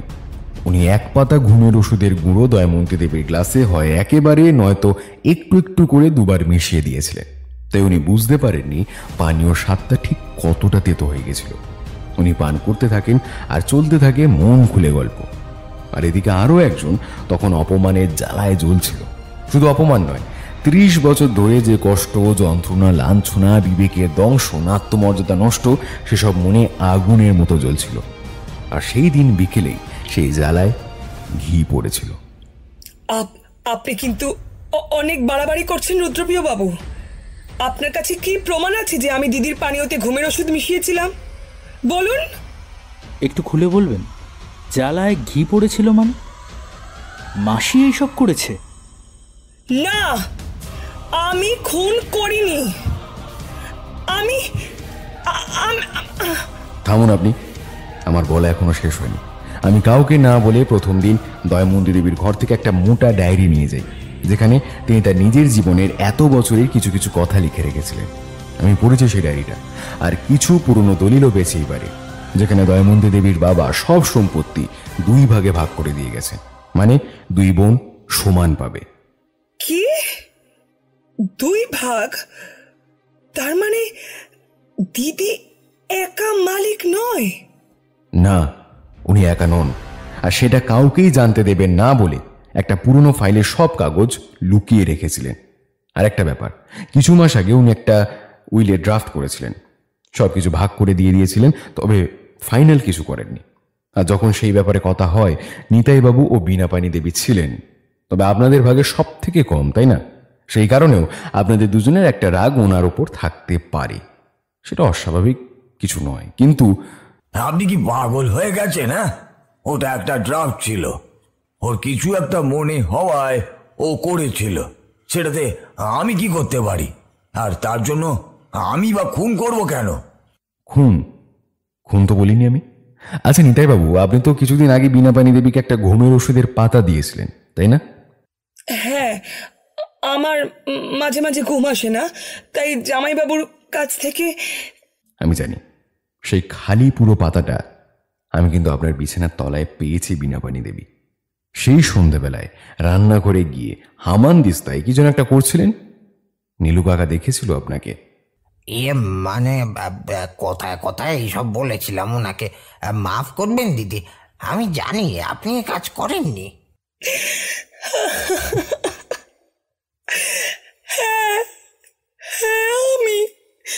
আমি ঘুমের ওষুধ মিশিয়েছিলাম সেই রাতে। সত্যি সত্যি আমি আর পারছিলাম না, কদিন থেকে আর সহ্য হচ্ছিল না।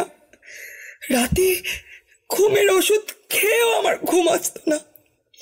সেদিন ঘুমের ওষুধের পাতাটা হাতে নিয়ে ভাবলাম কিছু একটা করতেই হবে, এবার ওর শেষ হওয়া দরকার। মাসি, তুমি কেন মাসি? তুমি তুমি ওকে ঘুমের ওষুধ দিয়ে ওর জন্মদিনের সকালেই ওষুধের পাতাটা চোখে পড়ে। তখনই ভাবি যে করেই হোক ওকে আজকে খাওয়াবই। রাতে সেই সুযোগটাও আসে, আর আমি দুবার ওর গ্লাসে 10টা ওষুধের গুঁড়ো মিশিয়ে দিয়ে হাসি মুখে গল্প করতে থাকি। আমি জানতাম এত মদ খেলার পরে ওই ওষুধ ওকে বাঁচতে দেবে না। তারপর যখন দেখলাম ও ঝিমোচ্ছে, তখন আমি উঠে চলে আসি। তবে তবে বিশ্বাস করুন, আমি ওকে ওইভাবে খুন করিনি। আমি ওই ছুরিটা তো রান্নাঘরে ব্যবহার হয়। আমি সত্যিই জানি না ছুরিটা কে মেরেছে। আমি ঘরে এসে একবার ভেবেও ছিলাম গিয়ে দেখি ও মরেছে কিনা, কিন্তু ভাবলাম যদি কেউ দেখে ফেলে তাই আর যায়নি। আপনি ওনাকে ছুরি দিয়ে খুন না করলেও আপনি ওনার ড্রিঙ্কে ঘুমের ওষুধ মিশিয়ে ওনাকে হত্যা করার সম্পূর্ণ চেষ্টা করেছেন। আপনার শাস্তিও কিন্তু কিছু কম হবে না। এটাও কিন্তু খুন, দোষী আপনিও, শাস্তি কিন্তু আপনারও হবে।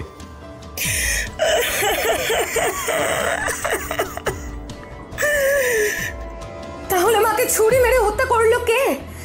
রুদ্রপ্রিয় বাবু? বলছি সেদিন যখন দয়ামন্তী দেবীর ঘরে ঢুকে ডায়েরি ও কাগজপত্রগুলো নিলাম, তখন ওনার আলমারির কোণে একটা গিফট পেপারে মোড়া কিছু আমার চোখে পড়ে। তখন কিছু সন্দেহ না করলেও পরে যেদিন আবার সেই বাড়িতে, সেদিন আবারও একবার মনে খটকা হয়। তখন দয়ামন্তী দেবীর ঘরে ঢুকে ওই গিফট পেপারটায় দেখি একটা শাড়ি ছিল, সুন্দর বেনারসি শাড়ি, আর পাশে পড়েছিল একটা ছোট্ট মরে যাওয়া একটা চিঠি। ও হ্যাঁ, আচ্ছা নিতাই বাবু, আপনি তো সেন্ট্রাল লাইব্রেরিতে যেতেন তাই না? এই কয়েক মাস ধরে প্রায় প্রতিদিনই আপনি কয়েক ঘন্টা ধরে সেন্ট্রাল লাইব্রেরিতে যেতেন। হ্যাঁ যাই। কেন, পড়াশোনা করাও কি আবার অপরাধ নাকি? না না না না, মোটেও না। তবে প্রতিদিন একই সময় সেন্ট্রাল লাইব্রেরিতে যেতেন ও কিছু ঘন্টা পর প্রতিদিন একই সময় বাড়ি ফিরে আসতেন। ব্যাপারটা একটু অদ্ভুত, তাই না? মানে এতে অদ্ভুতের কি আছে? আজ প্রায় 4 মাস ধরে আপনি সেন্ট্রাল লাইব্রেরিতে লাইব্রেরিয়ানের একটা ছোট্ট কাজ করছেন।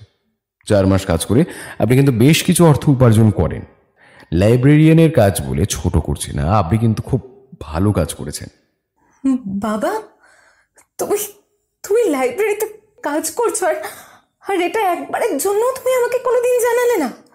তুমি হঠাৎ এভাবে কাজ করা শুরু করলে কখন? কেন, লাইব্রেরিতে কাজ করে কি কোনো খারাপ জিনিস? এই কাজটা করলে কি কোনো অপরাধ হয়? না না, মানে আমি সেটা বলতে চাইনি, কিন্তু হঠাৎ এইভাবে এত বছর পর, তাই আর কি। হ্যাঁ, আমি সেন্ট্রাল লাইব্রেরিতে একজন লাইব্রেরিয়ান। খুব অল্প মাইনেতে কয়েক ঘন্টার জন্য আমি ওখানে কাজ করি। আগে প্রায় দিন গিয়ে ওখানে গিয়ে পড়তাম, বইও নিয়ে আসতাম। তারপরে একদিন হঠাৎ দেখি ওদের একজন লোকের দরকার। তাই হঠাৎই মনে হয়েছিল এখানে তো বসে ঘন্টার পর ঘন্টা পড়ি, তাই কাজ করাও যাবে আর পড়াও হয়ে যাবে। তা এতদিন তো নিজে মূর্খের মতো, ভিখারির মতো, বোঝার মতো ঘর জামাই হয়েই বসে বসে খেলাম। তাই আর কি এই শেষ জীবনে। তা আপনার সেই মাইনের টাকাটা কি করলেন আপনি? না মানে সেটা আপনার সম্পূর্ণ ব্যক্তিগত ব্যাপার, কিন্তু কিছুদিন আগে ওই সামনের একটা শাড়ির দোকানে গিয়েছিলেন তাই না? একটা বেনারসি শাড়ি কিনতে, সেটা দয়ামন্তী দেবীর জন্মদিন উপলক্ষে, তাই না? ওখান থেকে যেই টাকাটা আমার উপার্জিত হচ্ছিল সেটা আমার কাছেই ছিল। দময়ন্তীর জন্মদিন আসছিল, তাই ভেবেছিলাম একটা ভালো শাড়ি কিনে ওকে জন্মদিনে উপহার দেব। কোনোদিনও তোর জন্য আমি কিছুই করতে পারিনি, তাই জীবনের এই শেষ দিনে যদি কিছু দিতে পারি। সেই জন্য শাড়ি কিনে একটা কাগজে সুন্দর করে ভালোবাসার কিছু কথা লিখে ওই দিন দুপুরে ওনার ঘরে দিয়ে এসেছিলেন শাড়িটা। উনি গ্রহণ করেছিলেন আপনার উপহার? না মানে শাড়িটা পাওয়ার পর ওনার রিয়াকশন কেমন ছিল? দেখলাম নিতাইবাবু মুখটা নিচু করে চুপ করে বসে আছেন। ওনার হাতের মুঠো দুটো মুষ্টিবদ্ধ, যেন ওনার মনের মধ্যে কোনো একটা ঝড় চলছে। আচ্ছা আমি বলি, আমি একটু আগে বললাম না একজন মানুষের কথা যার মনের জ্বালা আগুনের ভেতরে ওই জন্মদিনের দুপুরে আবার ঘি পড়েছিল, সেটাই নিতাইবাবু।